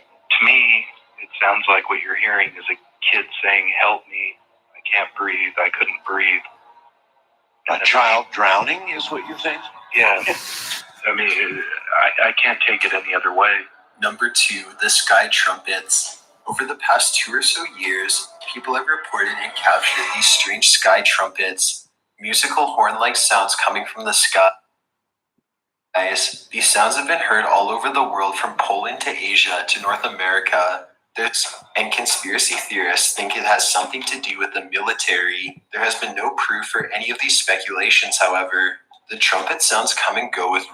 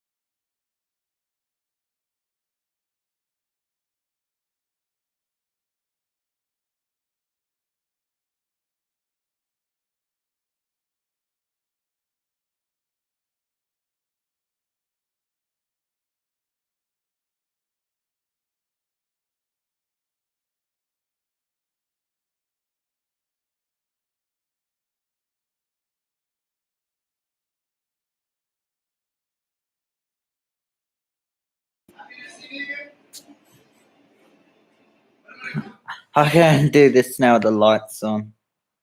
Random reports popping up even as recent as May I 2016. just couldn't do it with the lights off Videos any can be longer. I was found getting all too over the scared. trumpet sounds. But And it my seems to vary from anxiety person to gets the person. best of me. Most people report having nightmares or horrible headaches after hearing the trumpets in the sky, and that also has its own set of theories. This video takes a look at a small collection of those lucky enough to get the anomaly on video. However, there are probably dozens more you can find online.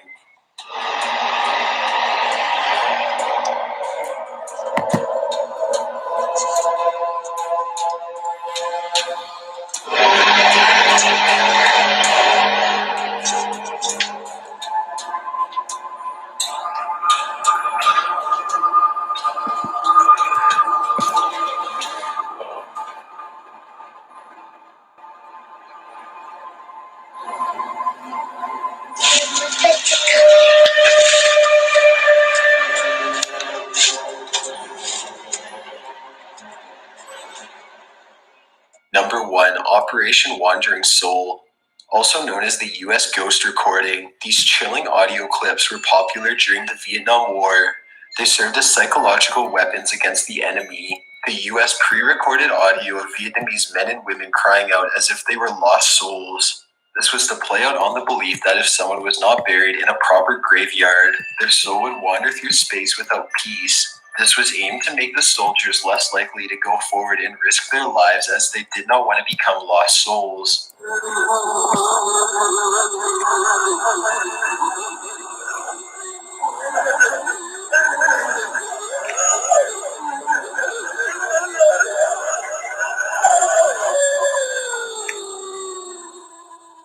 These recordings would be played over huge speaker systems or outside of American bases. The recordings were apparently very effective and could not be played around the southern Vietnamese forces because they may fall victim to it as well. Thanks for checking out this countdown. Be sure to subscribe as we upload new videos every week. It'd really mean a lot if you join the notification squad by clicking this gear button, checking this box, and then clicking save. See ya.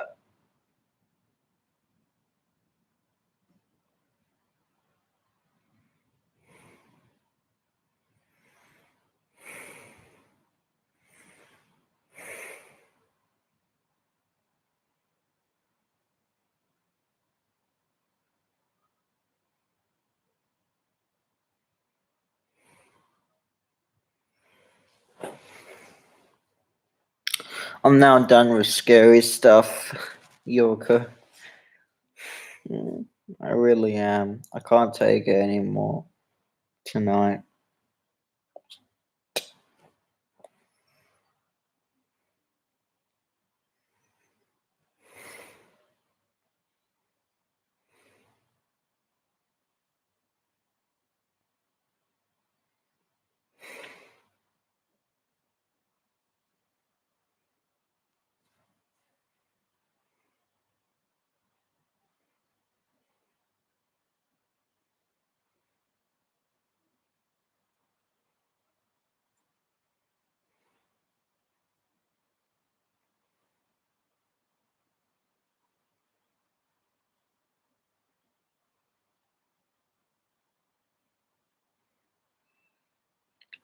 Hey Yoko, guess what? Hey Yoko, this is the scooter that I'm gonna get for. This is what the scooter looks like that I'm gonna get for my birthday this year, and I'll be able to use it. And I'm gonna be able to use on March the 19th because that's when I'm celebrating my birthday. Even though my birthday is on the 22nd, but because I have TAFE and that I can't. So we're celebrating on Friday, the Friday before, which is on the 19th.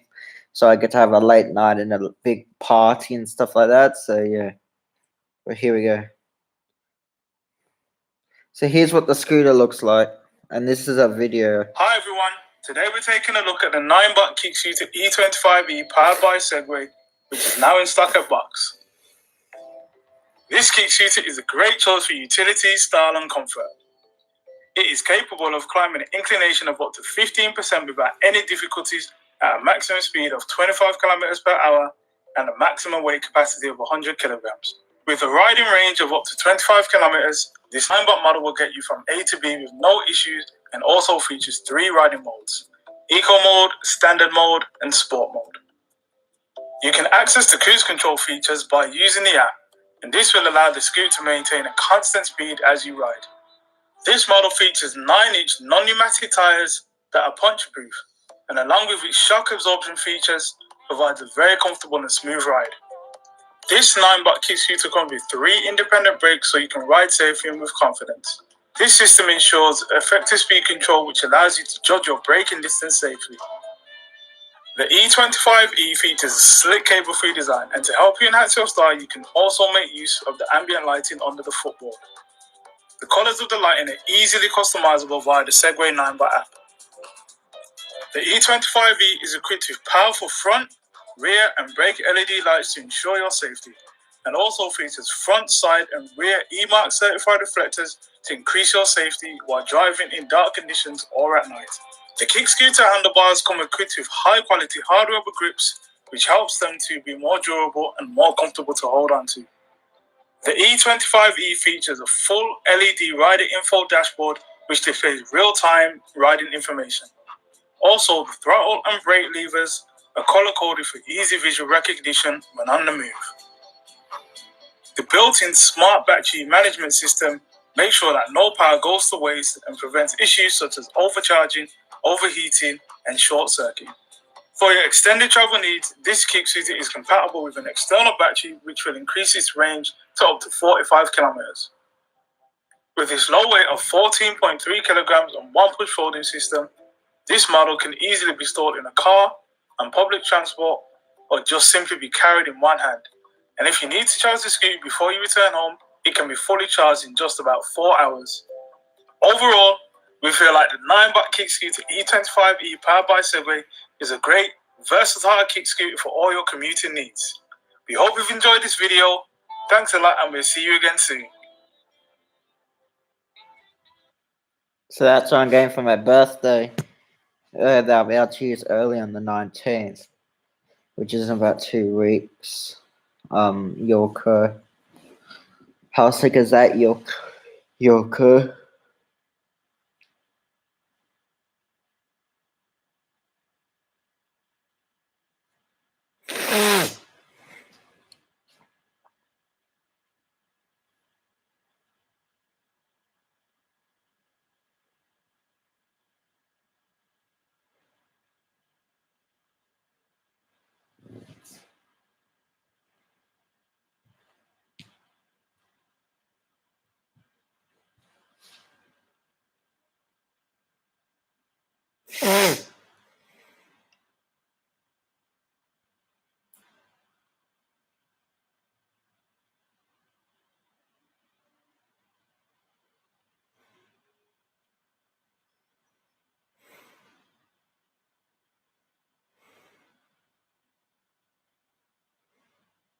Let's play some music now.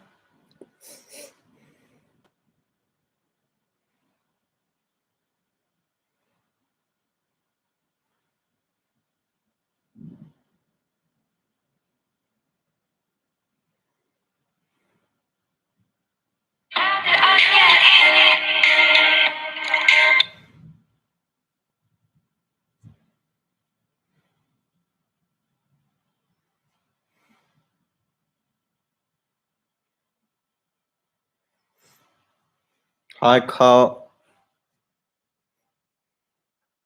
I'm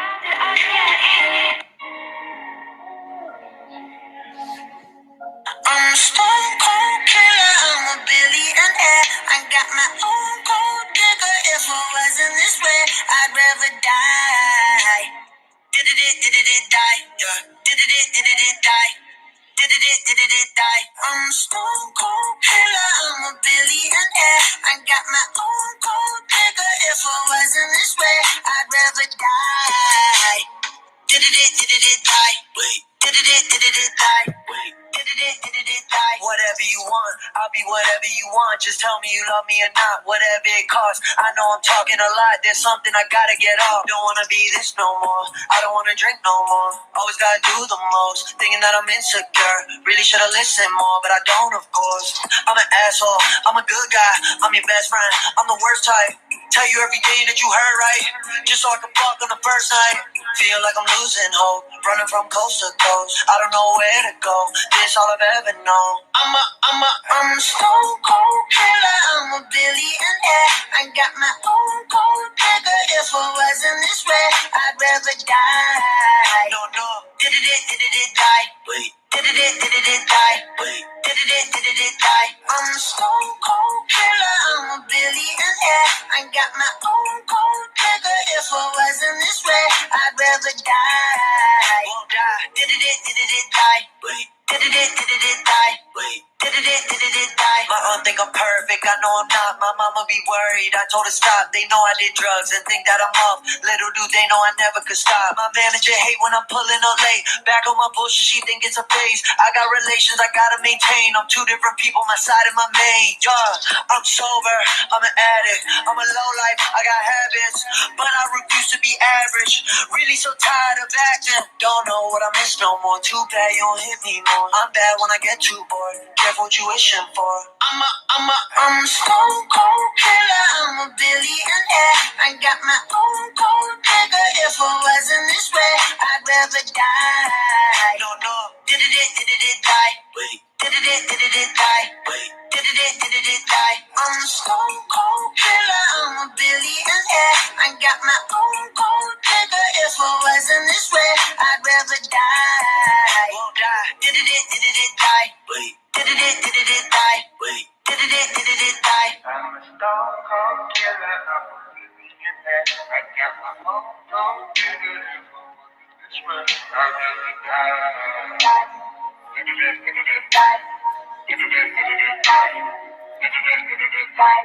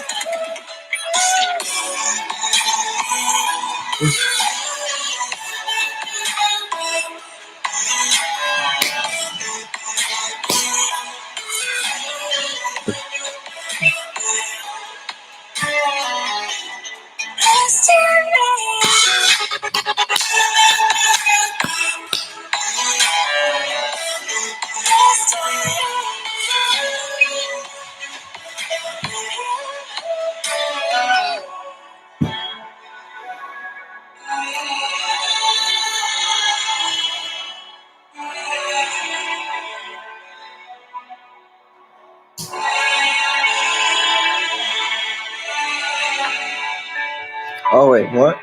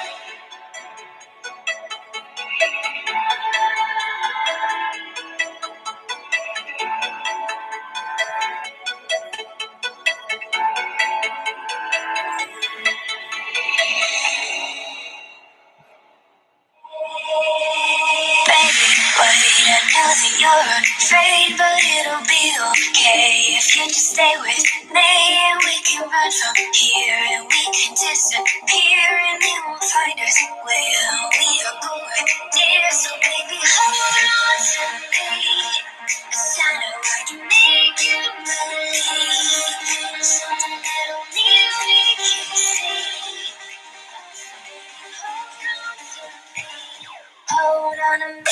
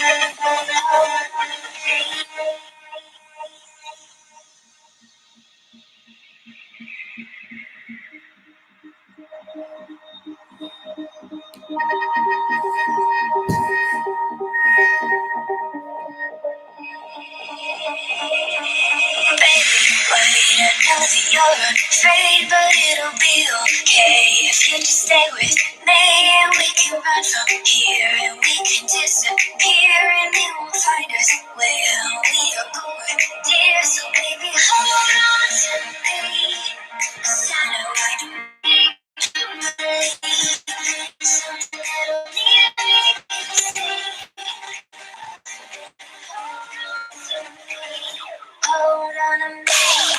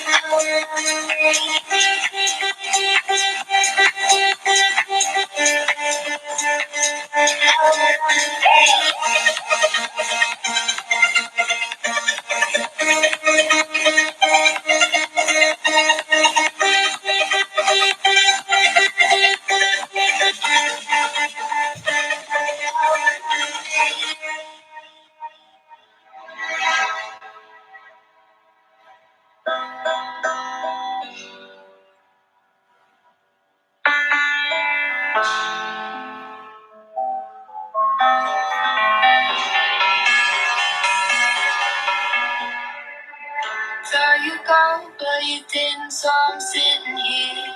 Thought I heard my phone ring, but it disappeared. Guess I'm just losing my mind again. I tell myself to breathe in, but the darkness I can see it, and it's fine, it's got me thinking.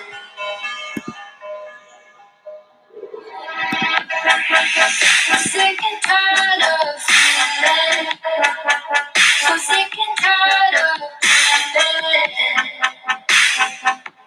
'Cause I always wake up.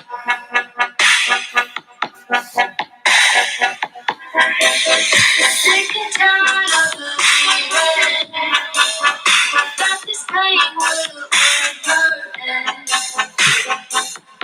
Oh, I've had enough.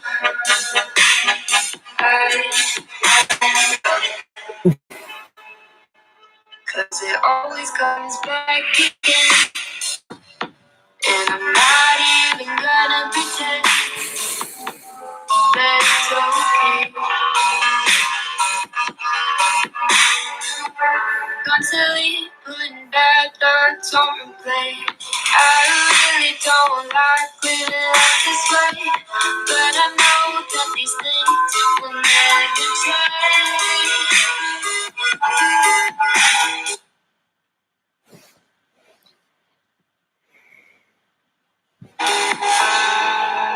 Tell myself to breathe in, but the darkness I can see it,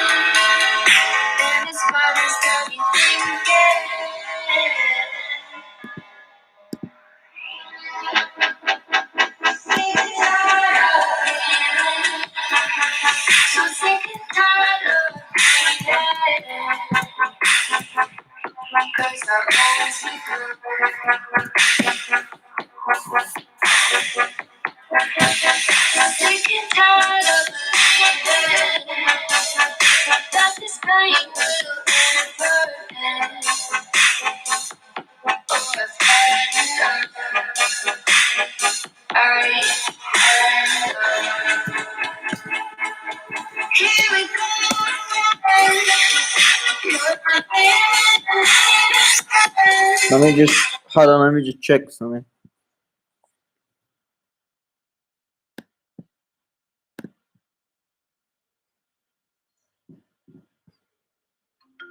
This is a Smile Direct Club aligner. It's how Smile Direct Club gently straightens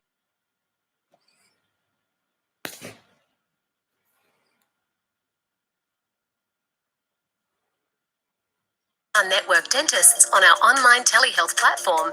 We send a box of custom-made aligners directly to your home.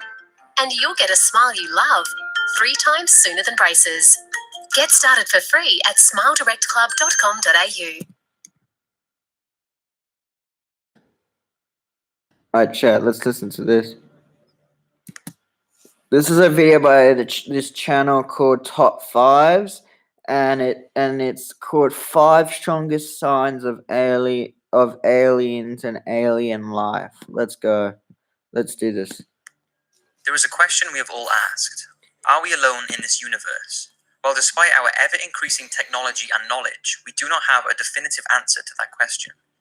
Now, there are 2 very strong and popular signs of believed alien life, and that is the WOW signal and the Black Knight, but I have already mentioned those in previous videos, so here are 5 of what people say prove or strongly suggest that we humans are not alone. The link between ancient Egypt and extraterrestrials has long been discussed, and we are all familiar with the speculation about alien intervention when it comes to the Egyptian pyramid design and construction. But whether you believe in that theory or not, there is one thing that people swear shows strong signs aliens did visit Earth during those times: the Egyptian hieroglyphics, which are literary characters in a symbolic alphabetic form of writing, and one of the most interesting discovered hieroglyphics that many say has links with extraterrestrials is the 2,000 to 3,000 year old so-called Abydos helicopter. It was found in an ancient temple that was built by Seti I and his son Ramses II in Abydos, Egypt. Now, looking at it, what's the first thing you can spot?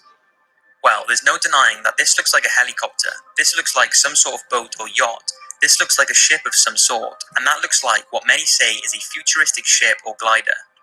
So this was found on a stone slab that was supporting the ceiling.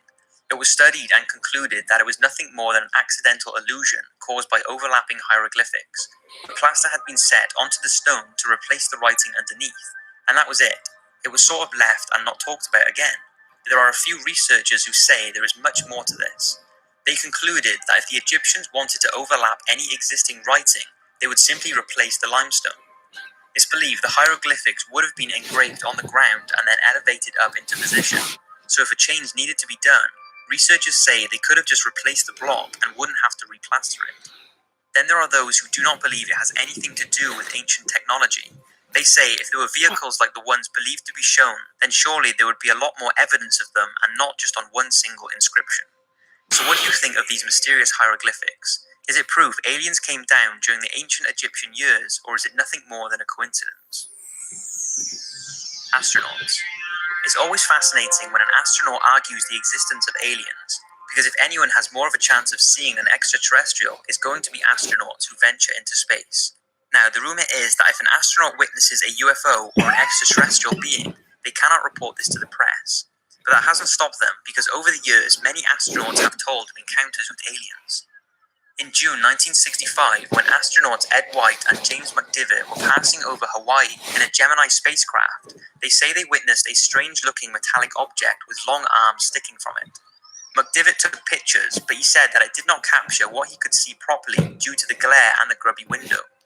The rumor is that he also took a video, but this has never been released.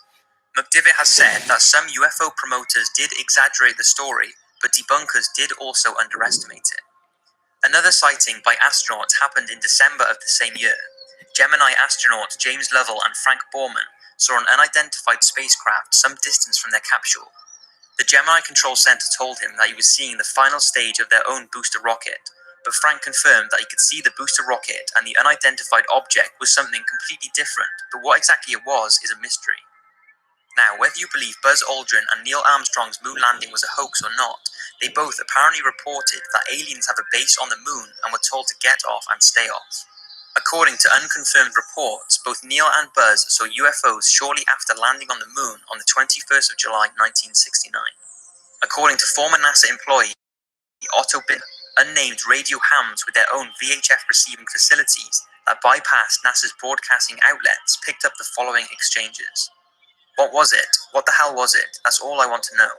What's there? These babies are huge, sir, enormous. Oh my god, you wouldn't believe it. I'm telling you, there are other spacecraft out there, lined up on the far side of the crater edge. They're on the moon watching us. According to former naval officer and Russian UFO researcher, Neil Armstrong relayed the message to Mission Control that two large mysterious objects were watching them after having landed, but the message was censored and never heard by the watching public. NASA's cover-ups. The fact that NASA conceal information from the public has led many to believe that they are aware of the existence of alien life. And one of the most talked about cases of a NASA cover-up comes from Dr. Edgar Mitchell. He was part of the Apollo 14 space mission in 1971, and during his 2 lunar missions, he spent 33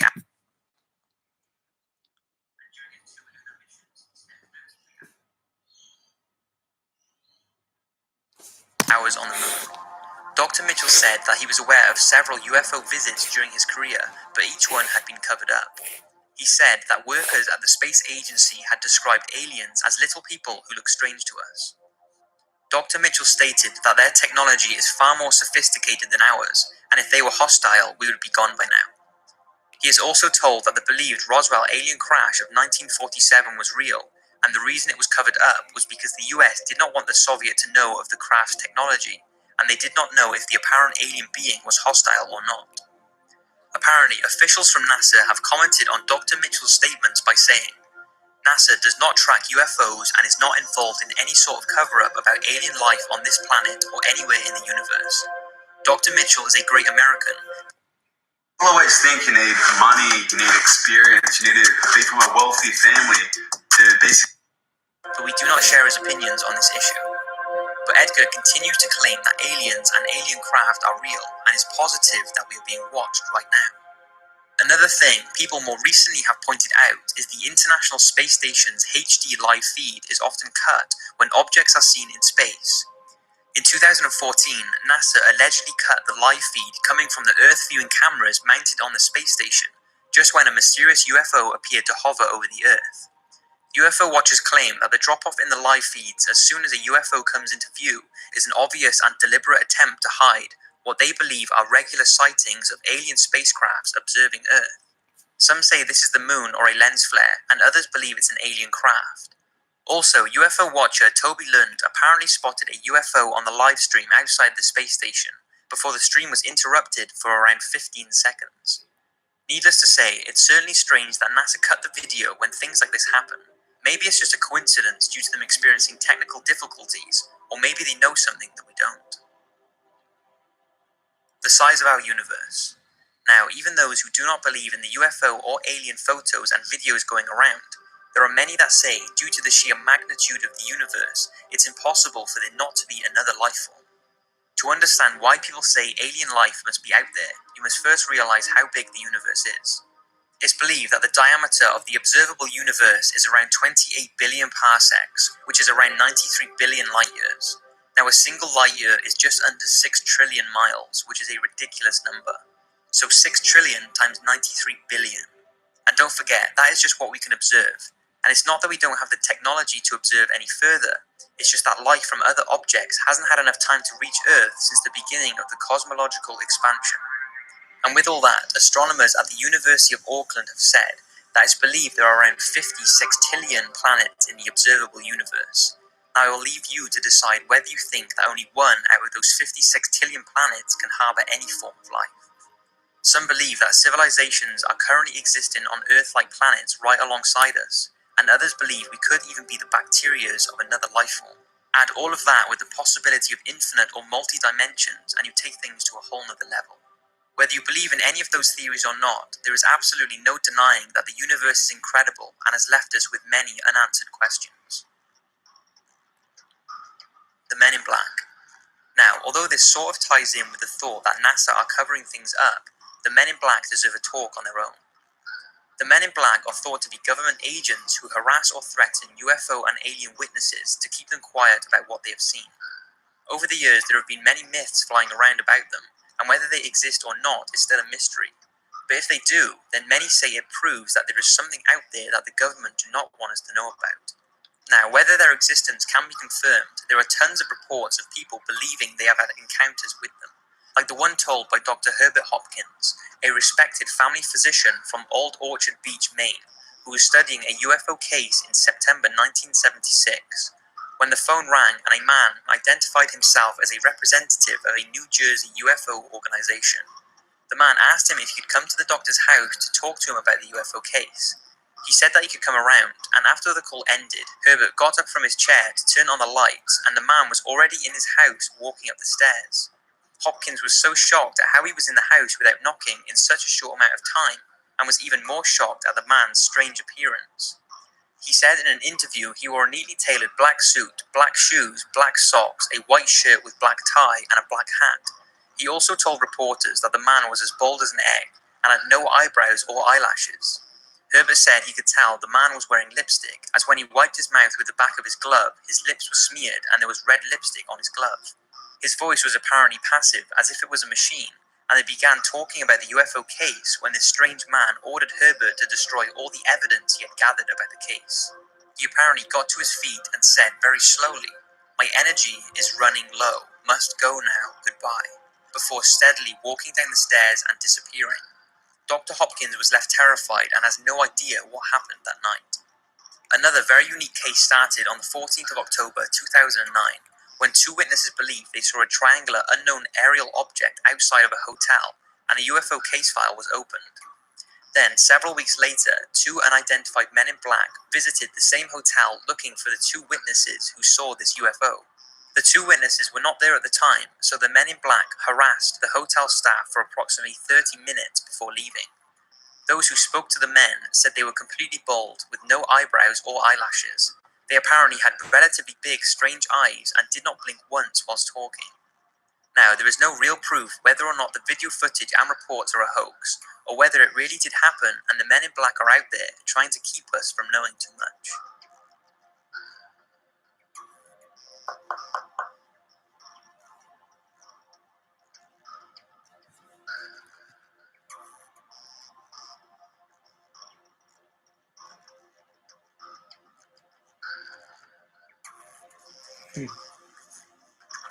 This is obviously a setup here. That top 5 showing. This is a setup that he's doing at the end, like a little prank. Do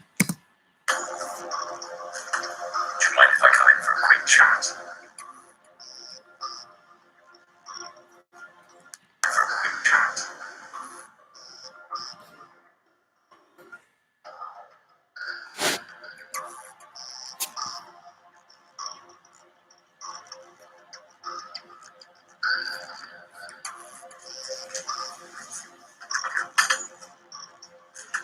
Do you mind if I come in for a quick chat?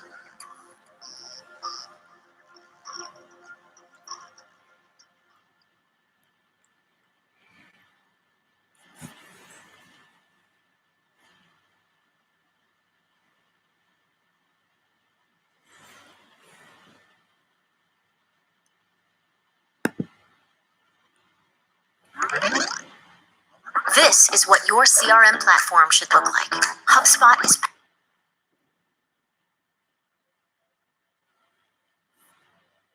There is no denying that the ocean is the most fascinating place on our planet, and the ocean and space are the two things we are surrounded by, yet know so little about. Every time an explorer plunges into the ocean, it's unlikely that they will come back up to the surface without discovering a new species or variety of creature. But every now and then, an unknown creature is washed up on a beach, or something is spotted during an expedition that cannot be explained. These things, once again, show us the endless possibilities the ocean is home to. Sit back and know that everything talked about in this video is sharing the planet with you. Shark eaten by unknown sea creature. In 2003, Australian filmmaker Dave Riggs and his crew were asked to tag an adult great white shark along Australia's coast so they could monitor its behavior. One of the first great whites they managed to tag was a magnificent 9-foot-long female. She was strong, healthy, and given the name Alpha. 4 months later, her tag was washed up on a beach and was handed in by somebody walking by. After reviewing the information from the tag, the researchers were left confused at what had happened. The data revealed that at 4 a.m. on the 24th of November 2003, the shark suddenly plunged at high speed 520 meters down the edge of a continental shelf. It also indicated a massive change in temperature from 46 degrees to 78 degrees in seconds. The only explanation the researchers could give was that Alpha had been devoured by another living creature and was deep inside its belly during the recordings. The tag seemed to carry on recording from within the predator's belly for a further 8 days, before finally being excreted and washed up on the beach. So what could possibly eat a 9-foot-long healthy great white shark? Well, there have been many theories, ranging from an orca or a giant unknown sea creature. Astonishingly, it took 11 years before a plausible theory was released. Dave Rigg himself, while predators belly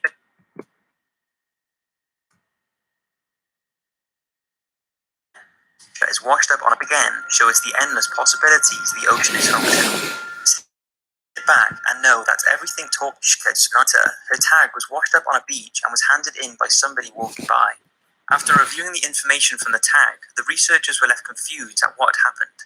The data revealed that at 4 a.m. on the 24th of November 2003, the shark suddenly plunged at high speed 520 meters down the edge of a continental shelf. It also indicated a massive change in temperature from 46 degrees to 78 degrees in seconds. The only explanation the researchers could give was that Alpha had been devoured by another living creature and was deep inside its belly during the recordings. The tag seemed to carry on recording from within the predator's belly for a further 8 days, before finally being excreted and washed up on the beach. So what could possibly eat a 9-foot-long healthy great white shark? Well, there have been many theories, ranging from an orca or a giant unknown sea creature. Astonishingly, it took 11 years before a plausible theory was released. Dave Rigg himself theorized the only explanation could be that another, even larger cannibal great white shark was responsible, one that would have been almost twice Alpha's size and weighed over 2 tons, making it one of the largest great whites ever recorded. The only other explanation that was brought up is that the tracker fell off Alpha and was eaten by another fish. So what do you think happened? Did the tracker simply fall off and was eaten by a smaller fish that thought it was bait? Or was Alpha pulled deep down in the ocean and eaten by an enormous undiscovered predator? Furry creature washes up on beach. In early 2015, a mysterious carcass of a creature was found washed up on an island called Sakhalin, which is located along the east coast of Russia. The carcass was ripped apart, covered in blood, had bones protruding from its body, and was unusual in the fact that it had a long beak and was around 11 feet in length. At first it was identified by experts to be some kind of rare big dolphin species, but people argue that due to its fur and large size, this is an unlikely candidate. So what exactly was it? Well, despite a few theories, there hasn't been any real explanation.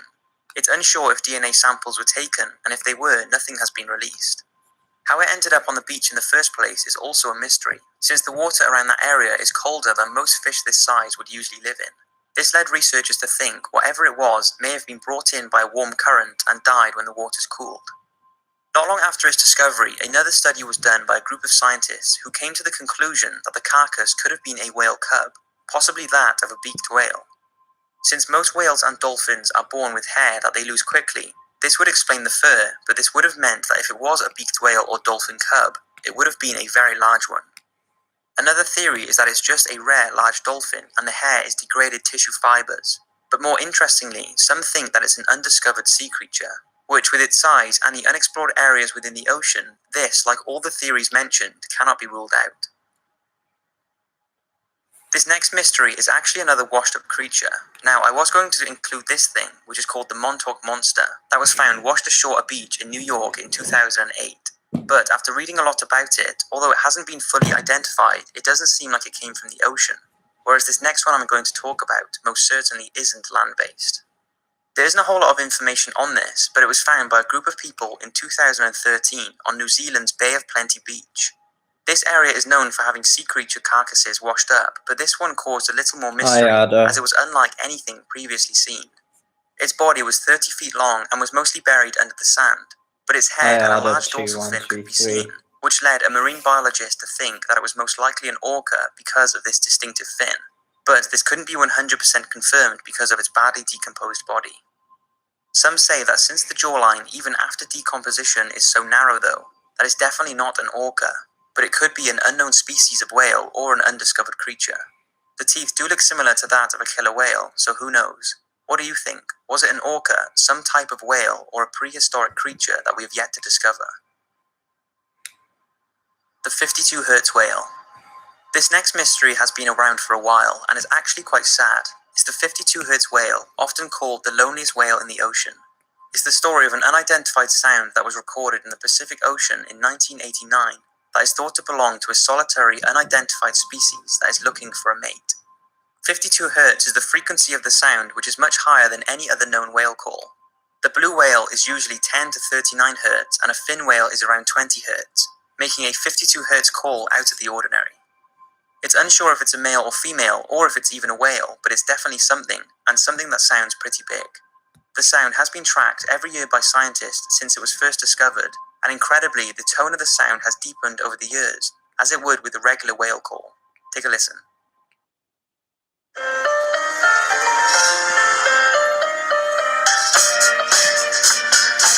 She comes in.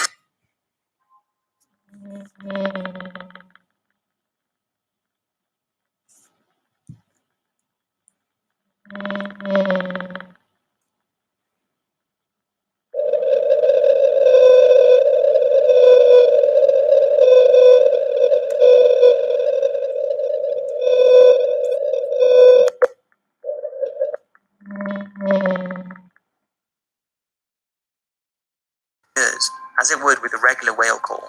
Take a listen.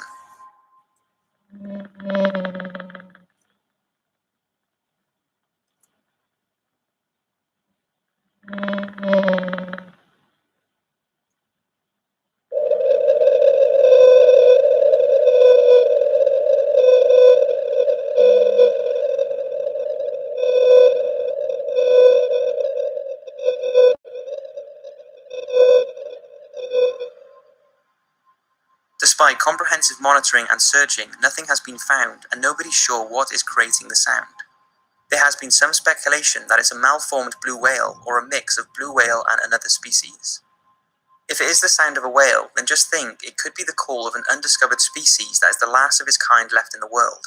Unfortunately though, all that we are left with is the sound that this incredible creature makes, easily making it one of the ocean's biggest mysteries. An interesting side note is that a documentary about the search for the 52 Hertz whale is being released soon.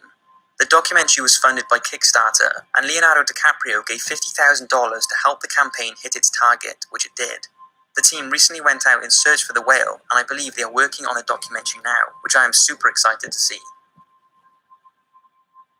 Mysterious giant shark. In early 2000, scientists from Japan conducted a study to learn more about marine life in the Mariana Trench. Now, for those of you who are not familiar with the Mariana Trench, it's thought to be the deepest part of any of the world's oceans, and is located in the Western Pacific. Now, its precise depth is hazy, but it's thought the trench is about 6.8 miles deep. At these depths, it's hard to believe anything could survive, but surprisingly there are many fish and living organisms down there, which I will talk more about in a documentary about the Marianas Trench. Anyway, the Japanese scientists were studying an area not far from the trench called the Suruga Bay.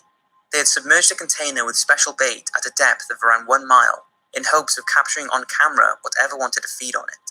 This is a common way of videoing and identifying new and existing sea creatures. At first, the camera picked up a few small-known sea creatures, followed by a shoal of rare deep-sea sharks that measured 6 foot long. If this wasn't exciting enough for the researchers, the sharks scattered quickly and a huge creature came into view. Its size cannot be justified on the video footage, but the researchers said it would have been between 30 to 50 feet in length. Just know the Guinness World Record for the largest shark is 37 feet, so if the proportions the researchers have given are correct, this could be the largest shark ever recorded. Take a look.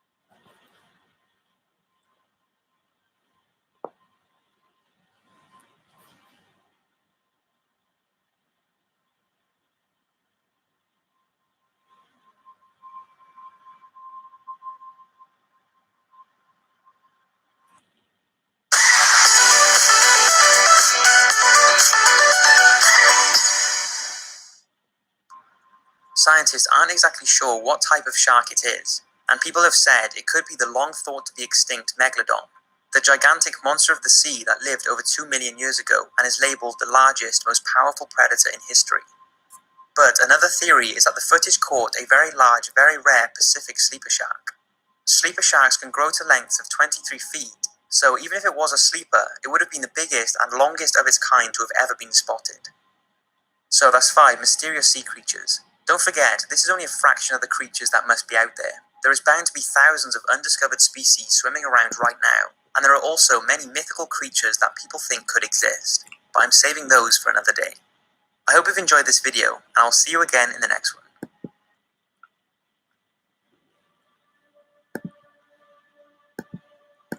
A mythical creature is a made-up creation that usually has supernatural powers and is far superior than any other animal. The talk of them has been around for thousands of years, appearing in stone paintings right up to current TV programs. Now, although by definition a mythical creature is nothing more than folklore with no proof of its existence, what if there was some truth behind a few of these legends? What if there could be some evidence to prove that they are not so mythical after all, but real-life creatures that may have or still roam the planet? Here are 5 mythical creatures where that could well be the case. As far back as the 12th century, stories of the legendary Kraken, a giant squid-like sea creature that terrorizes passing ships, have been passed around by communities and sailors.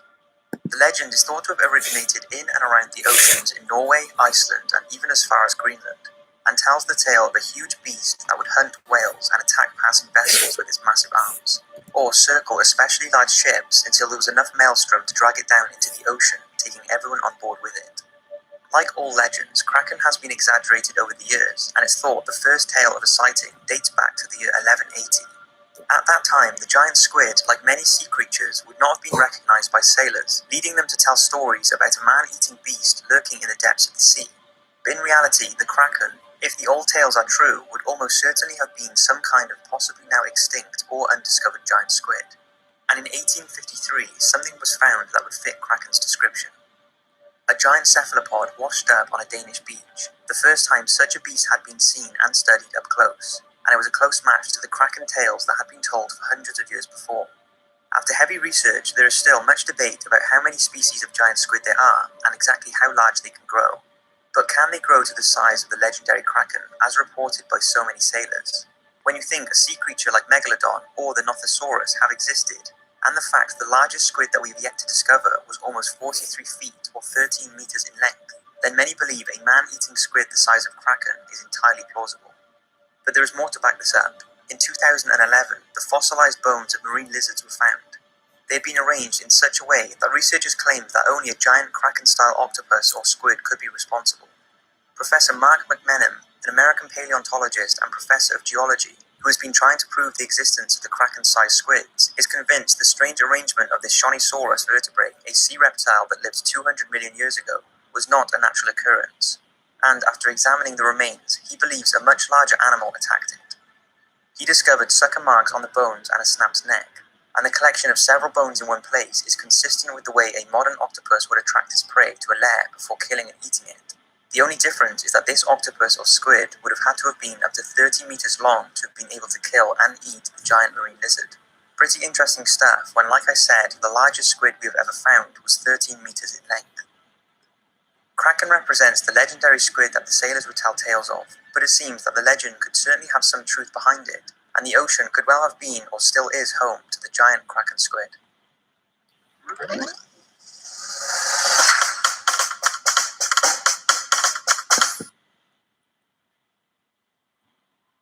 Mermaids. The mermaid or merman is a mythical creature that is half person and half fish, and although the thought of a human-like creature with a fish tail swimming around the ocean sounds very unlikely, the myth has been going on for literally thousands of years. It originated in around 1000 BC with the tale of a Syrian goddess who was supposedly turned into a mermaid after being thrown into a lake. And since then, mermaids have become increasingly popular, being used in movies, cartoons, the Starbucks logo, and even being worshipped by some religions. With this, there is no surprise that there have been hundreds of sightings over the years, and although many can be put down to drunken sailors who see human-sized ocean creatures like manatees from a distance and think they are mermaids, there have been a few interesting sightings. Christopher Columbus, the Italian explorer, claimed to have seen mermaids near Haiti in 1493. remarking that in the face they looked like men. Another explorer, Captain John Smith of Pocahontas' fame, is also said to have encountered a mermaid in 1614 while sailing off the coast at Newfoundland. He described the creature as having green hair with big eyes, who he found oddly attractive. That was until he apparently realized she was a fish from the waist down. In 1943, during World War II, several mermaids were apparently spotted by Japanese soldiers on the shores of the Key Islands in Indonesia. The story tells of a Japanese sergeant who went to investigate a dead mermaid and confirmed that it was real. He tried getting scientists to go and study it, but since they did not believe him, nothing more became of it and no mermaid bodies were ever recovered. There is also a story from 1830 that claims a young boy in Scotland spotted a child with a salmon's tail. He was so frightened by it that he threw rocks at the creature and killed it. It's said that villagers buried the creature in a coffin in the local churchyard, but stories like this lose credibility when over the years many hoaxers and showmen have profited from the mermaid legend, asking people to pay to view a real-life mermaid that in reality is just a showwoman dressed up with a fake tail. Even P.T. Barnum, the famous showman, tried cashing in on the public's fascination with mermaids. He displayed what he called Fiji Mermaid and charged people 50 cents to view it. It turned out to be a fake body with the torso, head and limbs of a dead monkey and the bottom half of a fish. In 2012, a TV special called Mermaids: The Body Found presented a fictional documentary-style account of how scientists had found proof of mermaids' existence. The program convinced many viewers that the footage and research they showed was real, and a statement had to be issued by the National Oceanic and Atmospheric Administration denying the existence of mermaids. But just how likely are they to be real? With some of the creatures that exist in the ocean, is a human-looking creature with a fish tail really that far-fetched? What do you think? It seems more people believe in mermaids now than ever before. So do you think they are just made up, or do you think there could be some truth behind them? Yoplait strawberry yogurt. Really real fruit. Yoplait. The Loch Ness Monster. Loch Ness is a vast lake in the Scottish Highlands, so vast in fact that it holds more water than all the lakes and rivers in England and Wales combined. It's also 800 feet deep in some places and has poor underwater visibility due to high levels of peat in the water. An interesting side note is that at the bottom of the loch there are two radioactive layers of sediment, one of these caused by the 1986 Chernobyl nuclear disaster. Anyway, as you will know, the Loch Ness is most famous for the monster that is thought to live there, and alongside Bigfoot, I would say the Loch Ness Monster is one of the most famous unconfirmed creatures out there. The earliest association with the monster in the loch appeared in a manuscript written in the 7th century by Adam Nunn, in which he tells of a man who was swimming in the lake and was attacked by a water beast. Over the years, there have been several other reports of something living in the darkest depths of the water, but it was in 1933 that the monster really caught the imagination of the public. It was when this photograph was taken by Hugh Gray. Then, in 1934, London physician Robert Wilson captured the most famous Nessie picture of all time. Despite this photograph being debunked some years later, the fascination of the Loch Ness Monster hasn't stopped, and around 1 million people visit the lake each year in search of it, generating an estimated £25 million for the local economy. So, is there a monster lurking in the loch, or is there another explanation for some of the sightings? Could they be other sea creatures that are being mistaken for Nessie? A lake sturgeon does match reports of the Loch Ness Monster, and some say a giant eel could also be responsible. And despite these usually favouring saltwater, 2 7-foot eels were found washed up on Loch Ness Beach. Another theory is that driftwood bobbing to the surface, or illusions caused by the seismic activity underneath the Loch Ness that releases gas bubbles causing a reaction on the water surface, could be mistaken for the monster, but who knows? There is no doubting an animal of Nessie's characteristics could exist. Take the now extinct plesiosaur for instance. So even if the Loch Ness Monster doesn't currently exist, history has shown that it's entirely possible. Dragons. They are commonplace all over the world, on flags, signposts, pubs, and are displayed in many different cultures. In Europe, the dragon appears as a fierce-looking creature, often with wings and legs, whereas the East Asian countries see the dragon more as a snake-like creature, colourful and majestic, with a strong association to their emperor. The Chinese dragon is in fact the highest-ranking animal in the Chinese hierarchy, and is the only mythical creature to feature in the Chinese calendar. Then there are tales of brave knights battling with ferocious dragons, and even a day called St. George's Day, celebrated throughout the world, named after St. George, a Christian martyr who bravely slayed the dragon. So where did all of this originate from? Did dragons once exist, and how can so many different cultures have myths of the same looking creature? Even the Bible has a reference to a dragon, comparing the devil to one. So, if not from a religious standpoint, how can you explain the writer of the Bible's mention of the dragon in a book written thousands of years ago? Creation scientists' belief is that humans would have lived amongst dragons, and our contact with them before their extinction has been passed down over the years. Another theory is that dinosaurs are responsible. Perhaps ancient civilizations stumbled across fossils and bones of a few long-extinct dinosaurs and pieced them together, creating a dragon. It's plausible, especially when you find out that there are 2,000-year-old references to dragon bones in Sichuan, China. Maybe people created the image of a dragon that way, and it stuck. Another theory is that dragons were an early relative to current animals like the dragon snake or flying dragon, but went extinct at the time of the dinosaurs. But there's very little information to back this up, so we may never know if dragons did once exist. But there's no denying they will continue to capture the public's imagination, be it children's films, programs like Game of Thrones, or video games. And I for one would be lying if I didn't want there to be an undiscovered island populated by them. Unlike many mythical creatures, this next one is a fairly modern one. It started in 1995 in Puerto Rico, when 8 perfectly healthy sheep were found dead at a farm. In the months that followed, nearly 1,000 mysterious animal deaths had been reported in the area of Canovanas. They all reported the dead animals had puncture wounds and all the blood had been drained from their bodies. They had no idea what animal was responsible, but since it seemed to favor killing goats, they called it chupacabra, Spanish for goat sucker. Before long, the chupacabra was apparently being spotted and was described as a thick-set creature with long claws, around the size of a small bear, with some saying it had a row of spines from its neck to the end of its tail. For 5 years, there were regular reports of the same unusual attack on animals, but now it was not just in Puerto Rico, but also in Mexico, Chile, Nicaragua, Argentina, and Florida. Many interesting pictures and videos started to surface, but one of the most compelling pieces was by Mrs. Canyon, who lived on a ranch in Texas, that she said was being targeted by the chupacabra, as many of her chickens were being killed and drained entirely of blood. It was in 2007 when she found an unknown creature on the side of the road, not far from her ranch. She froze its head for research purposes, and it was thought to have been the first real proof of a chupacabra. Tests were done, and although they were not 100% on what exactly it was, the tests showed that it was likely a coyote and Mexican wolf mix. But Canyon is confident it's a chupacabra, and that it's responsible for killing her chickens.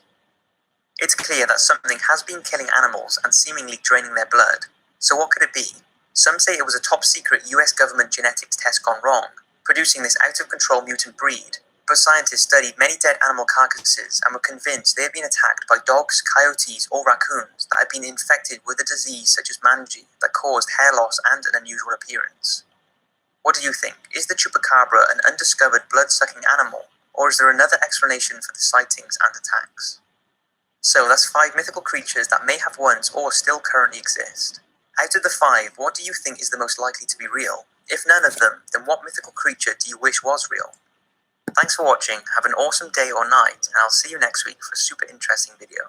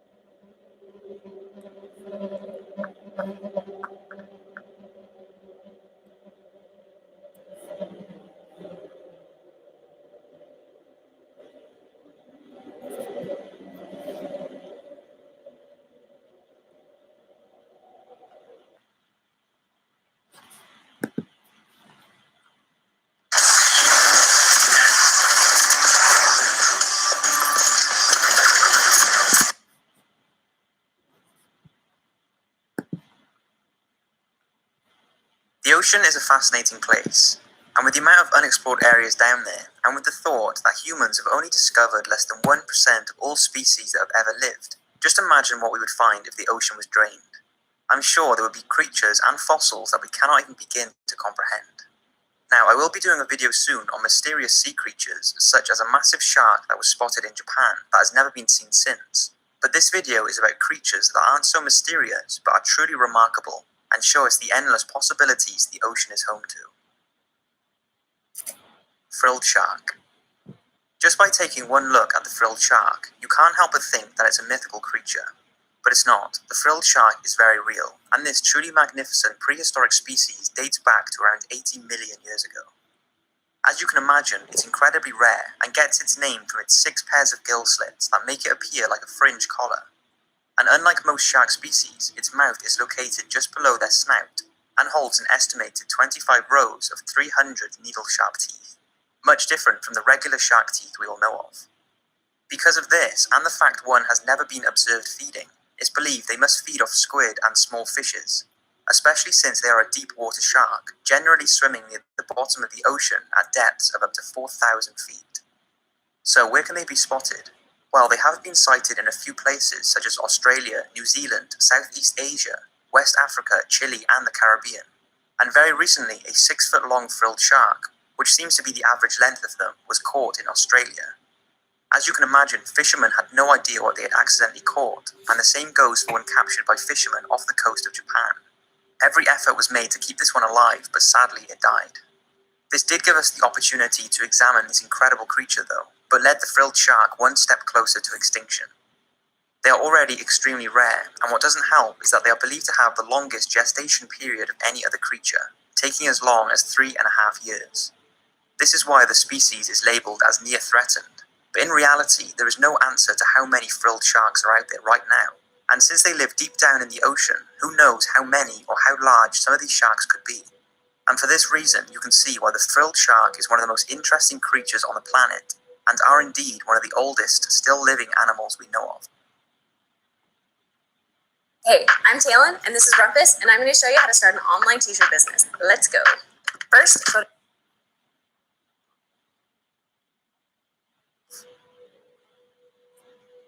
Peacock mantis shrimp. The peacock mantis shrimp is possibly the most colourful and interesting little creature we know of. It's found in the warm waters of the Indian and Pacific Oceans and ranges from 3 to 18 centimetres long. Its body is an array of colours, with its hard shell being predominantly bright green, with splatters of red, orange and blue, and has extraordinary multicoloured forearms. But their appearance is not what makes the peacock mantis shrimp so fascinating. It's the fact that they have the most complex eyes known in the animal kingdom. They contain millions of light-sensitive cells, and their eyesight is far superior than ours. They can detect 10 times more colour than a human, and have the ability to see ultraviolet and infrared light. Each eye can move independently, and the shrimp uses its amazing eyesight to avoid predators and to seek out prey. Their eyes are so incredible that scientists have studied their structure to see if it can be replicated for use in reading CDs and other storage devices. But don't be fooled by their colours or their incredible eyesight. They are in fact a very vicious predator that will repeatedly smash their hard-shelled prey until they reach the soft tissue to feast on. Which leads us to their other extraordinary feature, their ability to punch over 50 miles per hour, finishing its strike in under 3,000th of a second, the fastest recorded punch of any living animal. It's so fast in fact that each of their strikes can produce small flashes of light upon impact. This is due to the fact that when they punch, it lowers the pressure of the water, causing it to boil. Unlike some extraordinary sea creatures, the mantis shrimp is not a rare or endangered species, and can be kept in a saltwater aquarium at home. But be aware as it grows larger, as they have been known to punch their way through aquarium glass. Giant isopod. The giant isopod are by far the largest member of the isopod family, a species that includes a creature most of us will be familiar with, the woodlouse. As you can see, the giant isopod looks like a giant woodlouse, making it one of the strangest creatures we have found in the ocean. They can be spotted worldwide, living solitary lives on the seabed in depths of up to 7,000 feet. At these depths, the isopods are faced with practically unlivable conditions. Pitch black, extreme cold, and ridiculous pressure, which is all thought to be the reason for their enormous size. It's the result of deep-sea gigantism, a yet-to-be-explained phenomenon that causes deep-water creatures to grow much larger than similar species that habitat shallower waters. Other examples of this are giant squids and giant tube worms, all of which grow considerably larger than their shallow water relatives. The giant isopod has a hard-shelled, segmented body, which means it's both tough and flexible. and when threatened, it will roll into a ball to protect its fleshy underside, much like a woodlouse. It has alien-looking, highly reflective eyes that have a large field of vision, and are very responsive to fast movement, but are also incredibly sensitive to light, as they live in the dark and mainly rely on their large antennae to help them navigate their way along the seabed. As food is limited at the depth the isopods live, they will eat almost anything that falls to the sea floor, but have been known to prey on slow-moving sea cucumbers, sponges, live fish, and were even caught on camera killing a trapped dogfish shark. However, giant isopods can live long periods of time without food. One in fact went 5 years without eating whilst in captivity, and for this reason and its gigantic appearance, the giant isopod is one extraordinary deep-sea creature. The mimic octopus. The mimic octopus is quite a recent discovery, first being spotted in 1998 off the coast of Indonesia, and is a true master of disguise. Unlike many animals who can camouflage themselves to blend in with their environment, this octopus can actually change itself to mimic a number of different species, the only known marine animal to do so. It's adapted this ability by living in shallow waters, leaving it extremely vulnerable to predators. So in order to protect itself, it can transform from a brown-looking octopus into an array of different poisonous creatures to fend off its attackers. But this also works as a way to fool prey into believing it's a less threatening creature, only to devour them once they get close enough. A venomous sole, lionfish, sea anemone, sea snakes, and jellyfish are just a few things it's been witnessed morphing into. To change into the venomous sole, it will pull all its arms in and completely flatten its body into the same shape as the sole, and is able to propel itself to resemble the speed of the deadly predator. The mimic octopus can make these transformations due to the fact they have no rigid elements to their structure, so are fully flexible and able to bend their soft bodies into these intelligent shapes. An interesting fact is that a female mimic octopus can lay up to 200,000 eggs, which she hangs in strings from the ceiling of her lair. She then protects and cares for the eggs until they hatch. During this time, she will not eat, and as soon as her eggs hatch, she will die. The male will also die within a few months of mating, but because of the huge amount of eggs they lay, the mimic octopus is far from extinction. This is your CRM platform like never before. Grow better with HubSpot. Mysterious squid. Now, this next one's focus is actually a video that was caught 1.5 miles under the Gulf of Mexico on November the 11th, 2007. The clip was captured by a Shell Oil Company remotely operated vehicle as it was exploring one of the world's deepest oil and gas developments.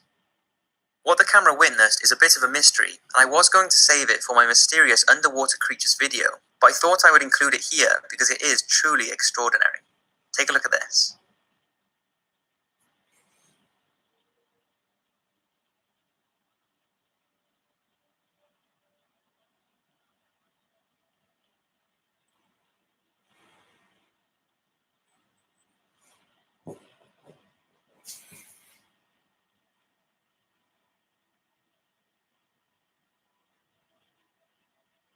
It's been nicknamed the long-legged squid, and could be a species of Magnapina squid or bigfin, a species that are quite common worldwide but live in permanently dark zones of the ocean, in depths of below 4,000 feet.